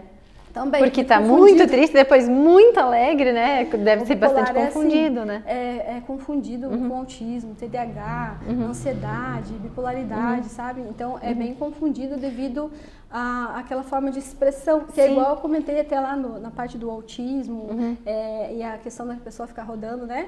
Então também tem nessa área aqui. Essa sensibilidade demais da pessoa com autossabilidade e superdotação, existe uma questão assim que é difícil de ajudar, por quê? Porque ela sente muito, mas quando você pergunta, ela dá uma palavra só, é isso, sabe? E aí a pessoa quer saber, a família fala, ele não fala, o que está acontecendo, só diz isso e tal. Então é uma característica já, né, que tem essa sincronia, né, tem a parte intelectual muito lá em cima, sente muito a parte emocional, mas já fica um pouco mais, digamos, não falando muito, mas sente. Então é meio contraditório até para a própria pessoa, né? Então é a alta inteligência, alto QI, então? O QI é importante trazer também, por quê? Porque o QI tem muitos estudos, né? 130 para cima, a gente já vê que é autossabilidade e superdotação. Mas tem pessoas que têm QI de 115, 120, que também têm autossabilidade e superdotação. Aí que entra a minha questão de comentar que autossabilidades e superdotação. Entendi. Né? Autossabilidades, por exemplo, que naquela tabela, tá lá em cima, 130, né? A parte do QI não é só QI, não é só QI. Então você pode ter altas habilidades sem ter a superdotação. Exatamente. Só que no nosso país aí é usado, né, sinônimo. Mas, por exemplo, assim, essa parte de ter o QI 130, né, acima do 130, e ter as características de altas habilidades e superdotação, que são o quê? Perfeccionista demais, muito perfeccionista. Tudo tem que ser certinho. Sim. Tem a sensibilidade, né, intensidade emocional, senso de justiça. Então, veja, são características, criatividade, sempre tá, né, querendo saber. Então, é confundido até essa questão da pessoa querer ficar muito no assunto com o hiperfoco do autismo, do TDAH. E ela tá, na verdade, com a questão intensa dela naquele assunto. Então, a autossabilidade e superdotação, eu vejo que a superdotação é muito característica, assim, que não tem como mensurar com teste. Né? Por exemplo, não tem teste de criatividade, existe, mas não é focado na superdotação. Mas a gente vai ver essas características de criatividade na história de vida daquela pessoa. É uma pessoa que é muito criativa e tem tipos também, né, de autossabilidade e superdotação. Então, essas características, elas são vistas na história de vida da pessoa, o que ela faz, como que ela conversa. Também tem uma questão de socialização nas autossabilidades que não são seletivo, ou não vou falar, porque eu não vou fazer isso. Eles pensam muito que não vai ter sentido, eles não vão. Né? Então, e é aí que está a questão de pensar, ele tem autismo, porque... Pois é, isso que eu ia perguntar agora, assim, deve ter muita confusão e deve ter muito diagnóstico de autismo que não é autismo. Que nem assim, o meu filho é autista, mas ele não se enquadra tanto assim no autismo. Ele fala, ele se relaciona, ele não tem estereotipia, mas ele é autista, grau 1, né? Mas ele faz coisas que outras crianças não fazem, né? Ele monta coisas que outras crianças não montam, então pode estar um subdiagnóstico aí. Exato, e acontece muito, por isso que eu até... A Carla, que é a mentora desse projeto, a gente estudou na USP em 2014, 2015, a neuropsicologia. E quando ela me falou desse projeto, quando a infância dói, eu pensei, nossa, que maravilha, né? Vamos lá. Aí comecei a parte da escrita, né? Essa parte ali de escrever sobre a autossabilidade, superdotação e a dupla excepcionalidade, porque no consultório é exatamente isso. Chega pessoas com diagnóstico que a gente vai ver, ela tem uma autossabilidade, superdotação e não tem os outros quadros. Ou a dupla excepcionalidade também, né? Que, por exemplo, é o quê? Eu vejo assim que o mais difícil do profissional fazer a distinção é uma pessoa que tem autossabilidade e superdotação e tem autismo ao mesmo tempo. Isso é a dupla excepcionalidade. Esse é a dupla excepcionalidade. Tem dois diagnósticos numa mesma pessoa. Exatamente. Dois formatos. Duas formas de ser na mesma pessoa. Então, esse diagnóstico, ele é, digamos assim, mais criterioso, por quê? Porque ambos têm questões de socialização, ambos têm questão de ter ali a memória muito boa, ou a questão dos horários, mas o que motiva cada um fazer é diferente, é distinto. Então, a dupla excepcionalidade, que eu vejo que quando eu comentei que eu iria escrever, teve uma vida que me falou, você vai falar de nós, até escrevi no livro, né? Que bom que você vai falar de nós, vidas invisíveis. Toca, né? Sim. E por que vidas invisíveis? Porque quase ninguém comenta, não tem diagnóstico nesse sentido. E por que não tem? Porque a autossabilidade de superdotação não é um diagnóstico, mas a parte de conhecer, né, que tem uma potencialidade, validar essa potencialidade na infância, não só as dificuldades. Tem um estudo, tem um artigo que ele traz, eu também citei no livro, que essa questão da dupla excepcionalidade, muitas vezes ela passa despercebida, por quê? Porque existem 3 grupos de criança ou de pessoas. Então, o primeiro grupo, a pessoa, ela demonstra muito as dificuldades, os prejuízos. E, então, nesse grupo é visto as dificuldades, é visto o autismo, o TDAH, não é visto as habilidades que a pessoa já tem, de notação. No segundo grupo, já vem muito evidente as autossabilidades. Tudo, Sim. nossa, potencialidade, tudo. Então, é visto só essa parte e não é visto as dificuldades. Por quê? Porque a inteligência acaba, né, digamos assim, superando ali ou tentando colocar formas que consiga viver com aquele prejuízo. E o terceiro grupo, que eu vejo que sofre mais assim, fragilidades, é o grupo que não vê nenhum. Não vê nem a autossabilidade e não vê nem a questão dos prejuízos, a dificuldade. Então, a dupla excepcionalidade pode acontecer esses caminhos e não é visto que a pessoa tem 2 formas de ser. E aí, o que acontece? Essas pessoas acabam se anulando, né? Até desde a infância, que é uma das questões até que a gente comentou no início. O que dói? Isso também dói. Sim. É uma infância anulada, é uma infância podada, porque não pode fazer isso, então a criança não pode se expressar. E é uma criança, eu acho que é muito curiosa, né? Curiosa muito demais. também pragmática, né? Muito. Então isso às vezes incomoda os pais, né? Que horas? Mas quanto tempo falta? Mas, né, assim, na prática, assim, exemplos práticos, né? Exatamente. Exemplos, assim, práticos, tem muitos das crianças que comentam, porque às vezes eles falam assim na escola, porque o que acontece nas escolas, eu converso muito com a escola, a gente busca traçar, assim, um caminho, né? Percorrer um caminho de rede de apoio. Mas o que acontece com a criança que tem autossabilidade e superdotação? Ela não precisa de muito treino, muita prática. Então, a professora explicou lá o conteúdo, eu já entendi. Aí vem os exercícios pra gente praticar. Ela praticou, ela fez, o dela fica ociosa. E aí ela fica fazendo o quê? Vai fazer alguma coisa. Vai fazer bagunça, se for muito pequena, né? E aí que tá, daí muitas vezes são podados porque não, você vai fazer tal coisa, né, agora vai ajudar o professor e tal, que é algo assim, Luísa, que eu até comento muitas vezes com as famílias, com a escola, né, eu falo, olha, se a pessoa tem autossabilidade e superdotação, e ela consegue já fazer ali a atividade. Vou dar um exemplo, né? Então estão lá trabalhando o conteúdo de planetas. Aí você passou o conteúdo, a criança já aprendeu, ela já fez o exercício dela.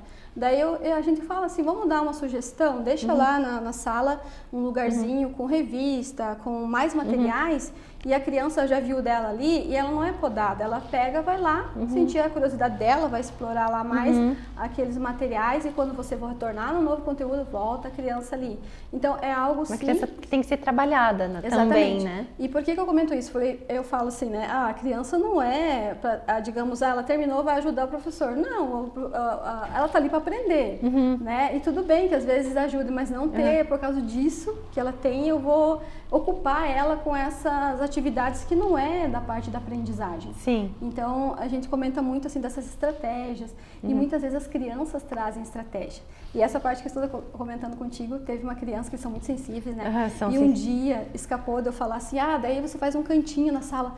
Ele falou, tia, a gente não é de cantinho. Eu falo, desculpa, você vai ter um ambiente lá, um lugarzinho para você na sala. Então, veja, até na escuta eles são muito sensíveis. Eles falam, não é assim. Né? Então, e pode ter muita, tipo, crise de pânico. Tem, porque eles não são entendidos, né? Por exemplo, assim, não são entendidos no sentido que até ontem eu comentei com alguns pais, porque a criança, por exemplo, assim, ela quer fazer do jeito dela, né? Que nem a gente fez dos círculos, né? Então, por exemplo, assim, aí lá na escola ela quer fazer do jeito dela, mas aí ninguém entende, porque eles falam muita coisa complexa, né? Que tem a autossabilidade e superdotação, eles falam muito assuntos complexos, levam muitas questões assim que as outras crianças aí não estão muito voltadas e vão acabando com outros amiguinhos, né? Então, essa parte ali de trazer o que a criança quer fazer, aí elas se anulam, digamos, se anulam como? Ninguém me entende, eu tenho que fazer igual do professor, eu não sei fazer como do professor, mas eu vou tentar fazer. E aí a gente pergunta, como que é isso? Não sei. que é uma das questões que aconteceu muito essa semana, né, de perguntar não sei. Aí a gente foi estudando o não sei da criança, é que ela realmente não sabe o dela e nem da outra pessoa, ela vai responder não sei. Então, validar a curiosidade da criança, ver como que ela gostaria de fazer. Eu vejo que a gente, como adulto, a gente tem que pensar, ela é uma criança, né? Ela não vai fazer como eu, adulto, deixa ela fazer... É um cérebro em construção. E nesse caso das altas habilidades é um cérebro acelerado, né? Sim, muito rápido. Muito rápido, né? Pega, Então... aprende o conteúdo ali, eles são assim. Teve uma questão uma vez que a pessoa queria estudar a parte de TI, né? E só que ela não faz o desenvolvimento dos cálculos, ela só faz o resultado. Eu falei, você vai ter cliente, você vai ter que explicar, vamos ter que ver uma forma, né? E aí, lá também na instituição, eles falam, não sabemos como fazer prova, porque a gente quer que a criança ou a pessoa, na faculdade, que a pessoa demonstre ali o desenvolvimento do raciocínio dela. E eles fazem, e já fazem o resultado, né? E aí eles falam pra mim assim, eu não consigo colocar no papel tintim por tintim, porque eu nem sei como é que eu fiz isso daqui. Né? E a gente acaba entendendo que é uma rapidez ali, eles não conseguem.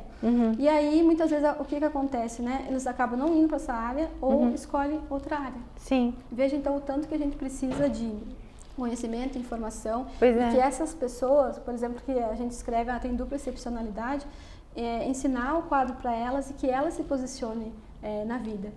No livro eu trouxe um experimento ali, e também, tanto do que já teve antes, né, e como agora. Então, teve um moço, eu até falei com ele, posso usar como um exemplo, porque a gente fez um trabalho que foi muito significativo, posso citar no livro, né? Então, com todo esse respeito, não tem nada ali, devido à questão ética, profissional, tudo, não tem nada de exposição, somente o estudo. Então, ele veio para mim e ele já tem uns 38, e aí ele veio sem diagnóstico com ansiedade, algo assim, não recordo, né? E aí, o que aconteceu? Aí eu fiz as testagens, já no começo já comecei a ver uma pessoa com autismo, né? Muita estereotipia, muitas questões rituais. Eu pensei, tem estereotipia, tem rituais, não tá tendo muita socialização ali. Então, eu já vi esse quadro. Depois, ele começou a me falar de coisas criativas que ele fez. Isso ali na parte de conhecer a vida dele. Se ele tem altas habilidades de superdotação, também, né? Já. Aí, depois ele começou a falar de que, dando no trabalho, eu não consigo, eu começo a fazer uma coisa, daí, tal. Eu falei, TDAH junto. Aí eu pensei assim, vamos fazer então a avaliação, né, neuropsicológica. Daí eu fiz a avaliação, que é o protocolo inteiro, fiz os testes de autismo com ele, com a família, de TDAH e da parte de altas habilidades. E deu dupla excepcionalidade, altas habilidades de superdotação com o autismo, né, o autismo e o TDAH.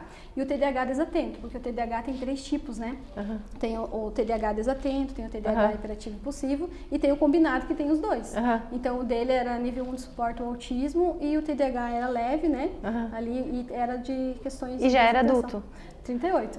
38. 38. Pois é, o diagnóstico foi feito tardio, né? Então, assim, como é que quais são as consequências, assim, quando esse diagnóstico é tardio? Como é que esse adulto, essa criança cresce e vira um adulto que não se enquadra no mundo, às vezes explode, é explosivo, né? Porque não entende aquilo que está acontecendo com ele, né? Qual que é a característica desse adulto que foi subdiagnosticado ou não diagnosticado?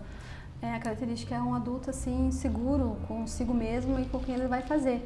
Até quando estava comentando essa sua pergunta, no volume 1, eu até escrevi, também pedi, né? Falei, olha só, porque também era um adolescente e ele veio para mim, e eu falei, e ele veio com, como a gente já falou, você é bipolar, você tem isso, tem várias questões. E aí, quando ele veio, eu fiz alguns testes e fui vendo, né, a parte da vida dele, porque não é o teste que dá o diagnóstico, isso também é bom a gente falar, né? Sim. Porque o teste, ele avalia a habilidade. Por exemplo, no autismo, tem, né, a responsividade social, que é o SR2, um teste. Ele vai avaliar ali a parte social, de comunicação social da pessoa. Então, ele está avaliando essa habilidade. E a pessoa coloca assim para mim, você tem o teste que vê autismo, você tem o teste que vê TDAH. Então, a gente sabe que tem esse conhecimento comum, que o teste vai dar o diagnóstico, que não é assim. Né? O teste, ele avalia a habilidade. O teste vai avaliar a atenção concentrada, atenção dividida, alternada.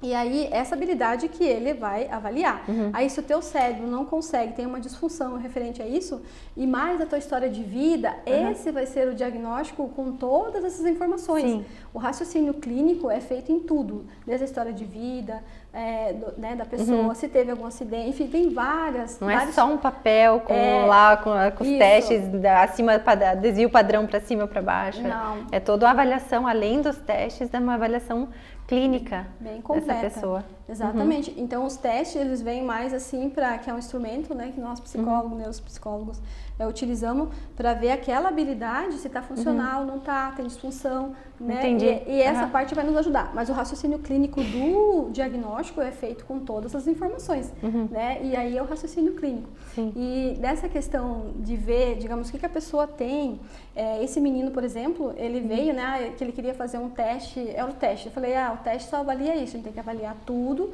para verificar o que você, né, gostaria de conhecer, que você tem. E aí, nesse a gente fez, ele deu altas habilidades sobre notação. E ele já tinha diagnóstico de várias questões, assim. E era um adulto sofrido.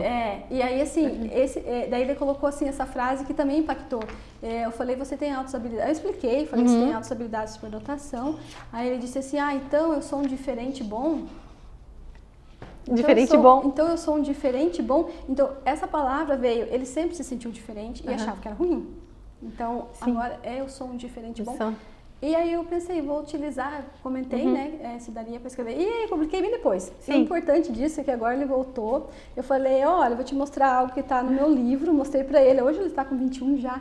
Ele falou, é mesmo, né? Eu falei isso e comentou que ia escrever, agora já escreveu. Sim. Né? Então assim, e esse adulto de 38, o que impactou, conforme você comentou? Por exemplo, ele não sabia nada dele. Ele achava que ele tinha muitas questões assim que não eram certas. Aí vai olhar no Instagram, vai olhar no Google, no ChatGPT, então eu tenho isso e tem tudo.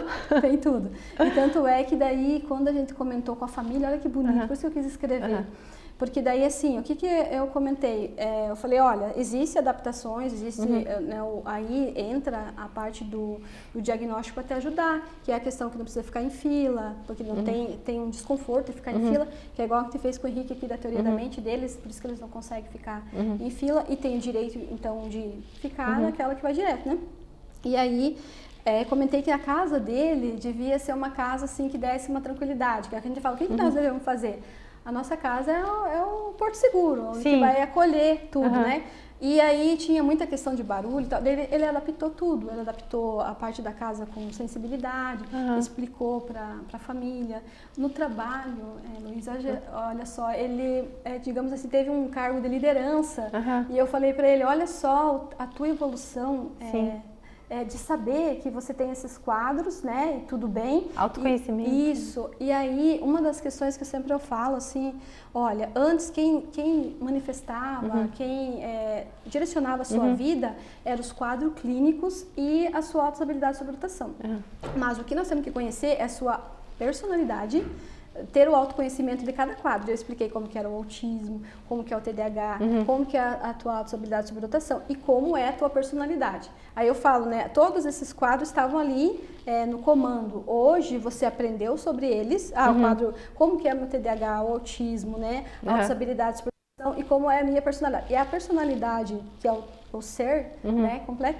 Aí, agora, ele me fala, eu sinto até o remédio quando eu tomo, a sensibilidade, né, da questão da autossabilidade sobre notação. Ele sente, ele toma o remédio dele, sente quando ele fica mais atento. E quando ele vai lá, ele fala, hoje eu estou no modo autista. Não estava querendo muito vir e tal. No modo autista. E hoje eu já estou mais o TDAH, não estou lembrando. Hoje eu estou mais, né, então, até mesmo a mesma hora ali ele consegue... Ele consegue saber qual que é a expressão do cérebro dele naquele momento. Por isso que eu pedi para ele, olha, eu gostaria de escrever, porque a gente sempre quer esse autoconhecimento visando ajuda, acolhimento e não rotulando um diagnóstico. Que como as pessoas pensam. Rotulando, fazendo um diagnóstico correto, né? Sim, a pessoa entendeu. Então, vejo que esse autoconhecimento, toda essa nossa busca de... Seja dar um acolhimento. De ser duplo, feliz, né? busca de ser feliz, porque isso tudo gera uma certa infelicidade, um certo transtorno interno, né? Doutora Adelair, e no meio de todos esses diagnósticos, dessas rotulações das pessoas e do diagnóstico clínico, tudo, a gente não pode esquecer do mais importante, né? Que é o nosso coração, o coração da criança, as nossas emoções, o que hoje é muito falado em a criança precisa aprender a ler, a escrever, a andar, mas alguém ensina essa criança a lidar com as emoções desde cedo, a ter essa inteligência emocional que é tão importante hoje em dia, né? Como ensinar assim a criança a reconhecer, processar e entender as suas emoções, né? Sim. Eu vejo que até no livro 1, né, no volume 1, eu coloquei sobre o processamento, escrevi sobre processamento emocional justamente porque a gente vê assim, que as outras áreas, a área da educação, tem Piaget, que traz as fases ali da cognição, né, e outros teóricos que trazem fases. E aí, percebendo, nossa, não tem nada que traga sobre as fases das emoções. Aí eu pensei, vou pesquisar e tudo, e aí eu escrevi, né, o capítulo sobre processamento emocional, desde o nascimento até a adolescência. Mas por quê? Pra gente verificar, assim, quais são as emoções que a gente sente quando bebê, né? Como que as emoções, esse que a gente fez aqui com o Henrique, de 3 aninhos até 6, né? Então, a gente vai conhecendo. E aí, a parte da adolescência, por que eu fiz até a adolescência nesse capítulo? Por quê? Porque ali eu coloquei um recorte, por quê? Porque como a gente vai aprendendo as emoções, a gente tem que aprender como. A criança fez alguma coisa, a gente tem que entender aquele funcionamento. Eu tive uma birra, mas por que eu tive uma birra? Porque a birra, por exemplo, é a manifestação de algo que não está bom dentro de mim. Mas o que não estava bom dentro de mim? Né? Aí a gente acaba que castiga, pune, né? Às vezes dá as palmadinhas, mas não explica para a criança por que ela teve aquele sentimento de birra, né? Exatamente. Aí quando a gente pergunta para a criança o que você está sentindo, né? Por exemplo, a birra, né? Que vem, por que ele fez isso? Eu vejo que até a análise de comportamento traz essa informação, que é uma ciência, né? Que a gente sempre tem que ver o que aconteceu antes da criança ter a birra. Porque a birra é a resposta, né? O comportamento sempre vai ser a resposta. Mas o que aconteceu antes ali, né? Que a criança se desregulou e ela fez a birra. Então, quando a criança desregula, por exemplo, e a gente pergunta, mas por quê? O que aconteceu? Né? E a criança, muitas vezes, quando ela faz a birra, ela só é, digamos ali, orientada, mas não é perguntada, que é o que a gente falou, escute a criança, pergunte para ela o que aconteceu, o que você está sentindo, e a gente começa a dar nomes. Você está sentindo a ansiedade, está sentindo um desconforto. A gente vai perguntando para a criança e ela vai falar, eu estou com medo, né? A parte eu estou com raiva. Enfim, a gente vai falando ali, nomeando qual é a emoção que a criança está expressando naquele momento. Como é importante daí ensinar ela a lidar com aquilo, né? Exatamente. Por isso que é importante a gente ter o conhecimento, nós como pais, lermos livros, né, ter o conhecimento necessário para explicar, você está sentindo essa raiva por isso, mas você pode lidar assim. Isso, né? Exatamente. Porque a criança dela, ela aprende, né, rápido assim. Porque o adulto ele tem que desaprender para aprender novamente. E a criança já aprende. Aí quando fala você está sentindo raiva, você está com medo, no consultório tem muito questões de medo. E muitas vezes a gente vai ver o medo da criança ou ela escutou uma história de adulto e ela ficou com medo porque ela não entendeu. Né? Então tem várias questões até nos artigos que traz, né? A criança tem um medo, ela tem uma birra, mas ninguém foi lá perguntar, mas por que você está com medo? Ou criança que tem medo de dormir sozinha, no escuro, e aí, digamos, o adulto superprotege, vai ficando com aquela insegurança, vai ficando com aquele medo. Entender o porquê do medo, o que aconteceu. Essa parte de raiva, por exemplo, que é uma questão de ter uma forma de como que a gente vai ensinar a criança. Então, quando ela tem essas questões e ela já tem uma idade que ela consegue entender, esse é medo, esse aqui é raiva, então a gente vai nomeando já, nomeia, né, as palavras. E aí, com o medo, você sente o coração assim, a criança vai entendendo o que ela está sentindo. O que ela está sentindo, mas tem uma certa idade para isso, né? Tem, exatamente quando conseguir entender, né, ali como que a gente vai começar a nomear essas palavras. Essa da teoria da mente que a gente fez aqui é exatamente nesse período, né? É ali que a gente consegue comentar com a criança o que ela está sentindo, porque ela vai começar a entender o dela e do amiguinho. E aí a gente começa a comentar, esse daqui aconteceu com a criança lá, teu amiguinho, não é teu. Porque muitas vezes a criança vem e fala que ela está com raiva, mas daí tu vai perguntar por que o amiguinho pegou o lápis, ou o amiguinho estava bravo e ele fez isso. Vai falar, então o amiguinho estava com raiva, não é você que estava com raiva. Você ficou depois, a gente começa a ver, aí essa teoria da mente é justamente para ver isso. Eu leio na outra pessoa que ela está com raiva e a pessoa também está. Aí a gente vê a raiva de quem que é. De quem que é. Olha como é importante. Teve uma questão até no ensino de jovem aprendiz. Né? Eu lecionei já também, né? Hoje eu já não leciono mais. E aí eu comecei a explicar sobre as emoções e eu comentei, gente, existe a tua raiva, existe a raiva que está lá na outra pessoa. Então, quando é nossa, a gente precisa saber administrar, se autorregular, saber o porquê que acontece a raiva, por que eu fico com raiva. E a raiva, né, é uma das emoções naturais. Sim. Né, natural.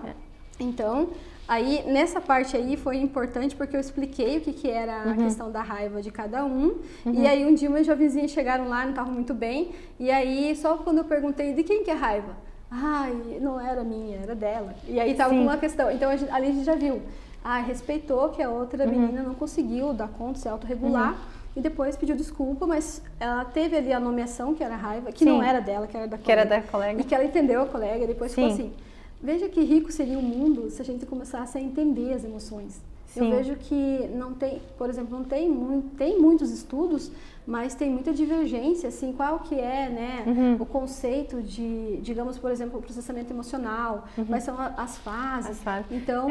E hoje em dia, o que eu vejo, antigamente era mais fácil porque você estava num mundo não tão cheio de informação, não tão cheio de coisas, assim, que distrações, vamos dizer assim, você conseguia perceber melhor a criança, né?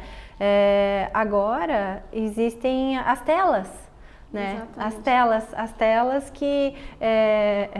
para pais que nem eu que trabalho fora e tudo mais é muito complicado, assim, às vezes você tá em casa ou tem que sair, você acaba ligando uma TV, né, ou dando um celular no mundo do celular e isso atrapalha, eu acredito que deva atrapalhar o desenvolvimento emocional da criança, porque a gente começa a inserir coisas que não devia estar inserindo naquela fase, né, por exemplo, dar um celular para uma criança de 2 anos, ela vai ter estímulos que não deveriam tá tendo e captar coisas através da tela, né? Que possam vir a atrapalhar o emocional dela mais tarde, né? E exatamente essa questão que você trouxe, digamos, a criança não está preparada para aquela tela, ela não está preparada para o celular. Por exemplo, assim, tem muitos estudos e às vezes divergem algumas coisas, mas os últimos estudos têm que a criança até 2 anos, por exemplo, é 0 tela, ela não tem... Ela está em construção, ela não vai conseguir administrar. Até adultos não administram, fica um tempão lá, né? Imagina uma criança pequenininha. Então, nos estudos recentes está que até 2 anos não é bom celular, não é bom tela da criança, né? E depois tem que ir introduzindo aos poucos, porque também não dá para proibir totalmente, né? Porque o mundo tecnológico está aí, né? Exatamente. E o que acontece é porque senão vira, digamos, um analfabeto digital, um analfabeto tecnológico, né? Mas esse respeito da construção humana, de não deixar a criança, por exemplo, com tela até os 2 aninhos. Eu até diria que até mais, né? Mas os estudos fizeram estudo com 50 crianças e começaram a perceber, né, como que esses jovens eram de 6 a 17. Então, assim, as crianças e adolescentes que estavam mais de 4 horas no celular, né, mais de 4 horas, elas começaram a desenvolver ansiedade, depressão, irritabilidade. Então, por quê? Porque não está fazendo bem para ela 4 horas. E eu vejo que os jovenzinhos hoje em dia ficam muito mais, até adultos. Mas o porquê que traz também tanta prejuízo? Porque eles não socializam, eles não fazem atividade física, né? Então ficam muito parados, contidos lá naquele mundinho. E até mesmo na parte da neuropsicologia, dopamina, né? Então eu vejo assim, eles ficam mais assim numas áreas e as outras estão lá, tipo, sem Esses jogos online, né? Esses jogos online, eu acredito que seja um bombardeio de dopamina, né? Nossa, e daí, né, vicia, né? Sim. Fica lá, não tem a administração do tempo, não consegue controlar e fica lá fazendo uso, né, desses... Uso excessivo, né? Até essa questão que nós estamos falando agora, eu lembrei que a minha colega, até a Carla Filó, que a editora, né, e mentora desse projeto, ela fez um desafio essa semana e ela comentou, gente, que tal vocês também fazerem, né, na família de vocês, para ver o que a criança traz. Então, o desafio, a gente tem testes e tarefas na nossa área, que a gente fala 1 minuto para você pensar ou falar tantas coisas sobre isso, né? E ela comentou, vamos fazer um desafio? 1 minuto para a criança falar quais são as brincadeiras que ela gosta. 1 minuto. E aí vai aparecer o quê? É bom fazer esse desafio. Mas eu vejo assim que se eu falo isso, até eu pergunto às vezes para a criança, qual que é a tua brincadeira favorita? Digamos, é tudo no videogame, é tudo questões assim de computador, celular. Não tem assim, vou brincar de esconde-esconde, não tem mais essas brincadeiras. E aí se der 1 minuto para a criança falar quais os brinquedos que ela gosta, brinquedos. 1 minuto eu vejo que vai ser poucos brinquedos que ela vai falar. Por quê? Porque está muito no digital. Eles vão falar mais joguinho. Quais os joguinhos que estão no celular que ela gosta mais? Se fosse 1 minuto, quais joguinhos que tem, né? Mas quais brinquedos você gosta? 1 minuto para você falar todos os brinquedos que você gosta. Achei interessante esse desafio, porque aí mostra, né, que a criança está mais no universo ali digital do que na parte de viver, socializar, mexer, né? E esse excesso de telas desde pequeno, ele pode gerar um TDAH? Ou gerar, ou levar uma criança que tem um déficit de atenção, né? Vamos dizer assim? Ele não gera, porque o TDAH, a pessoa nasce, né? É uma condição humana. Ela nasce já com a parte de ter, né? Desenvolver ali e se construir dentro desse formato humano. Mas o que pode acontecer, que é bom até a gente comentar, né? É genético? O autismo, o TDAH, a pessoa nasce, por isso que não precisa de cura. E ela, digamos assim, não vai ter lá quando tiver não sei quantos anos. Não, já começa na infância porque ela nasceu, né? Já começa na infância ali, já apresentar. Só que como vai se manifestando com o decorrer da vida, manifesta muito, o autismo principalmente manifesta muito ou não, manifesta depois os sintomas. Mas a tela, ela não gera, mas ela dificulta muito, por quê? Até você comentou, nossa, a criança não tem ainda a estrutura mental para estar ali vendo, né, muito celular. Eu vejo que visão, né, é muito prejuízo, visão, atividade física, muito parado, então daí dá irritabilidade. Não vai ter o TDAH por isso, que é uma condição, né, genética, a pessoa já nasce, mas vai dificultar nas habilidades dela, até mesmo assim. Cognitivas? Cognitivas.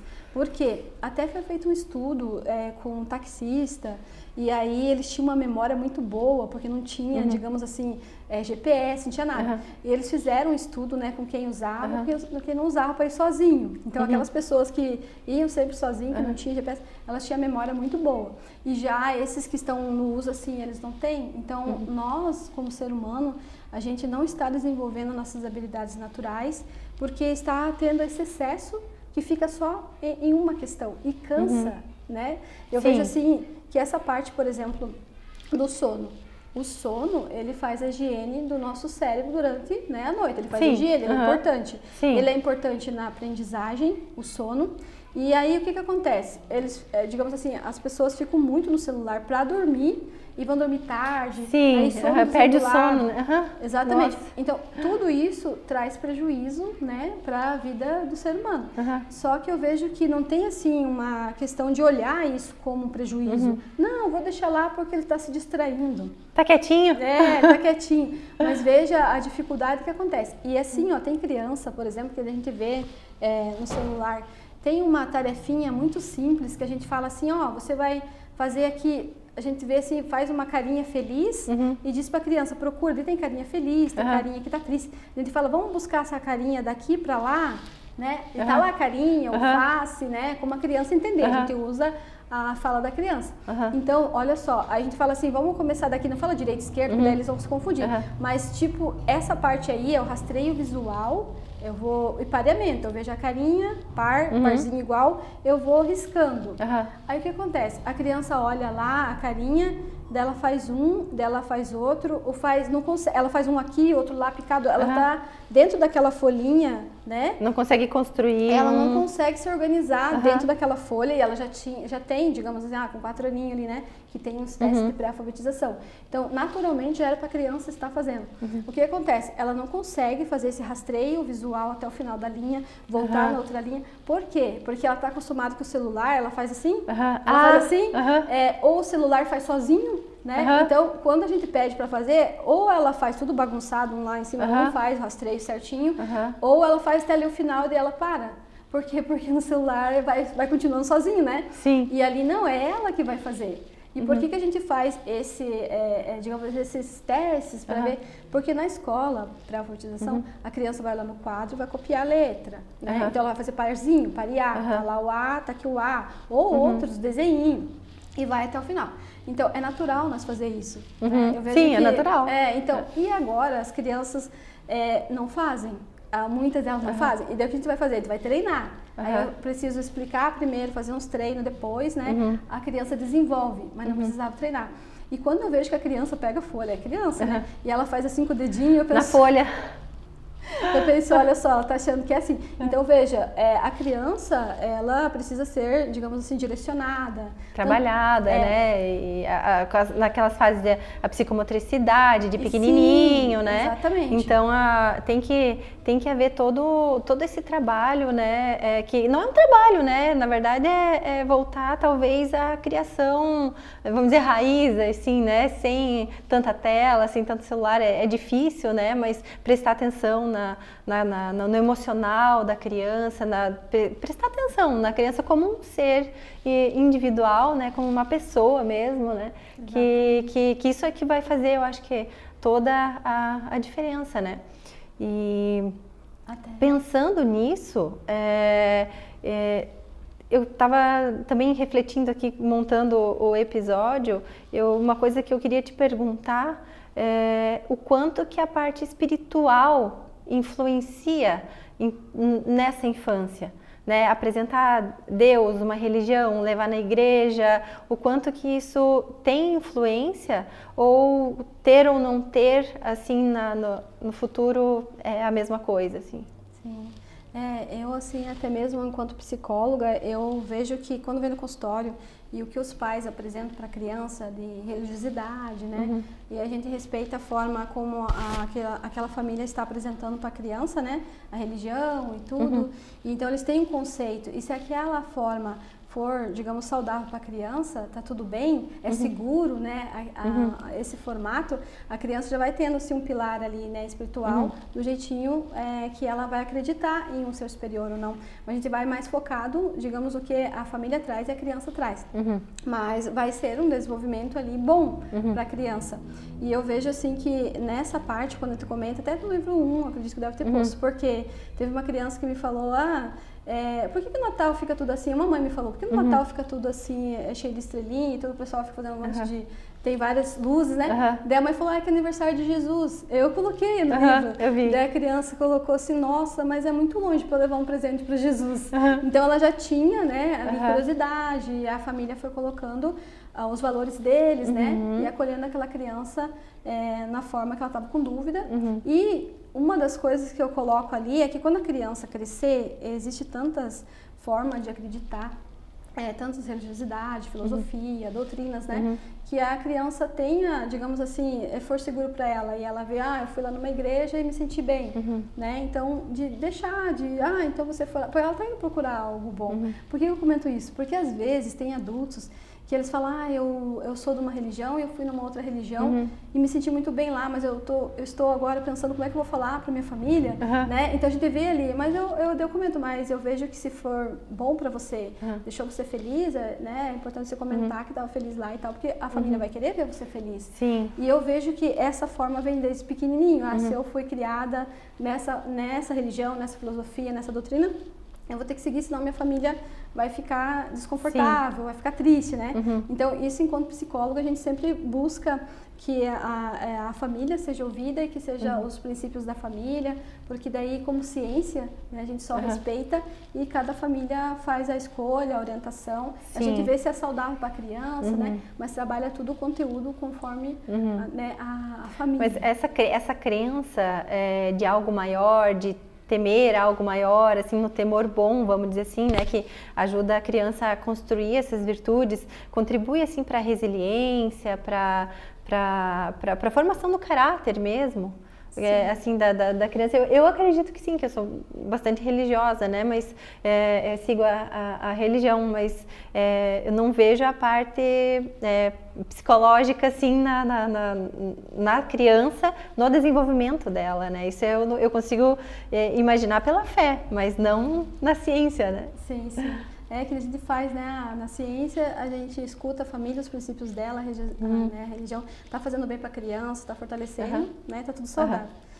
Eu vejo assim que até mesmo nesse momento que a gente está falando sobre espiritualidade, né, então eu tenho todo esse respeito, parte ética ali da psicologia, e a gente vê a forma da família, o conteúdo dela, mas é ela, né, assim como você falou, né, eu tenho a religiosidade, enfim. E um ponto assim que até eu gostaria de comentar, mas seria mais como a parte pessoal, né? Não assim, tipo, com a psicologia, né? Mas a minha parte pessoal, assim, vejo que Deus é o pilar maior da nossa vida, né? Sim. Indiferente de qual religião você está, qual doutrina, qual filosofia, mas isso eu, Delair, pessoal, falando, né? Vejo que é uma força da nossa vida. E então os pequenininhos que já têm esse pilar, já está sendo ensinado a habilidade espiritual para eles, né? Eles vão ter já esse conhecimento, vão estar desenvolvendo dentro deles já. Mas quanto pessoal, assim, eu comento, porque é um tema muito bom, gosto muito de conversar sobre Deus e vejo que na nossa ciência a gente é uma parte ali, um papel da ética e tal, né? Mas quando a gente pode falar sobre o que a gente acredita enquanto ser humano, né? Então eu vejo assim que na vida Deus é o pilar maior que existe, os pilares da vida. Sim, vejo assim que a gente, enquanto ser humano que está aqui nesse planeta Terra, né, e o arquiteto que construiu tudo que a gente consegue ver e não ver, né, então vejo que é uma compreensão muito maior assim que a nossa compreensão humana. E muitas vezes, às vezes colegas, né, quando perguntam, você acredita em Deus, né, o meu posicionamento é, nossa, acredito muito em Deus. Sim, inclusive né, o pilar da vida, o alicerce da minha vida, acredito muito em Deus, respeito todas as religiões, porque eu tive a oportunidade de conhecer quando criança todas as igrejas, era curiosa, né, então eu ia na igreja do vô, da mãe, dos amigos e tal, então foi uma forma assim que onde tinha algo falando de Deus, eu tinha curiosidade de ver como que eles falavam de Deus lá, né? E agora, até mesmo quando a gente conversou, eu pensei, olha, algo espiritual, falar de Deus, né? E aí, o que aconteceu semana passada, acho que sábado, e essa curiosidade, né? Então, aparece ali, né, no Instagram, eu vi que tinha um livro lá, azul, pensei, tá falando de Deus, é algo que eu não vi, então vou lá ver. E eu escrevi, mas eu não imaginei que vinha até minha casa, né? Então, no sábado, eu recebi 2 moças lá, missionárias. Uma até falou que é dos Estados Unidos. Eu falei, nossa, então no mundo inteiro? Ela falou, no mundo inteiro. Aí elas me deram um livro, né? E aí eu li, assim, aqueles bem-aventurados que Jesus fala. Então, recebi esse livro. Eu pensei, eu vou retribuir, não é, digamos assim, da parte espiritual, e retribuir para elas, né, o exemplar da Quando a Infância Dói, o número 1 e o volume 2. Mas conversando contigo aqui, eu vejo que quando criança, algo em mim, quando você está falando, foi o meu avô, foi a minha mãe, quem foi? Mas foi algo assim que começou ali, né, a se construir uma habilidade espiritual e, né, digamos assim, foi dado muitas oportunidades de mostrar várias formas de religião, filosofia. E hoje não tenho uma específica, mas acredito muito em Deus. E eu fui criada na católica, minha mãe, meu avô já é das evangélicas, né? Mas eu participava muito, assim, nas igrejas, falando poesia, em todas as igrejas, né?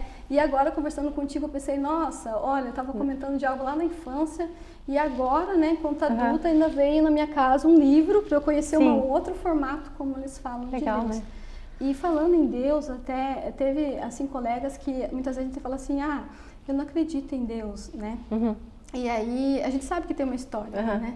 Falou, olha, não sei, Deus sempre faz tanta coisa boa para mim, para as pessoas, mas se você desejar comentar, é que quando eu era criança, eu perdi minha mãe e alguém da família, não recordo quem ele falou, chegou e disse assim, não fique assim, Jesus levou a tua mãe.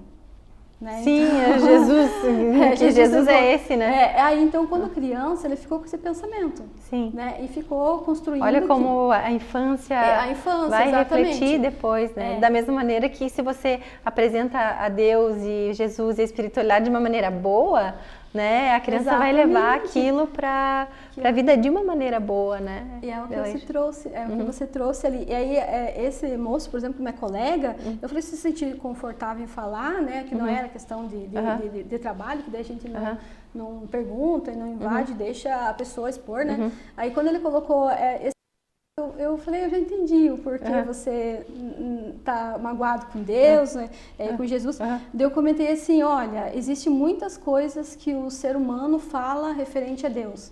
Né? O ser humano constrói, o ser humano fala sobre Deus. Mas eu vejo que algum dia na sua vida, é algo seu, é muito sagrado de cada um, né?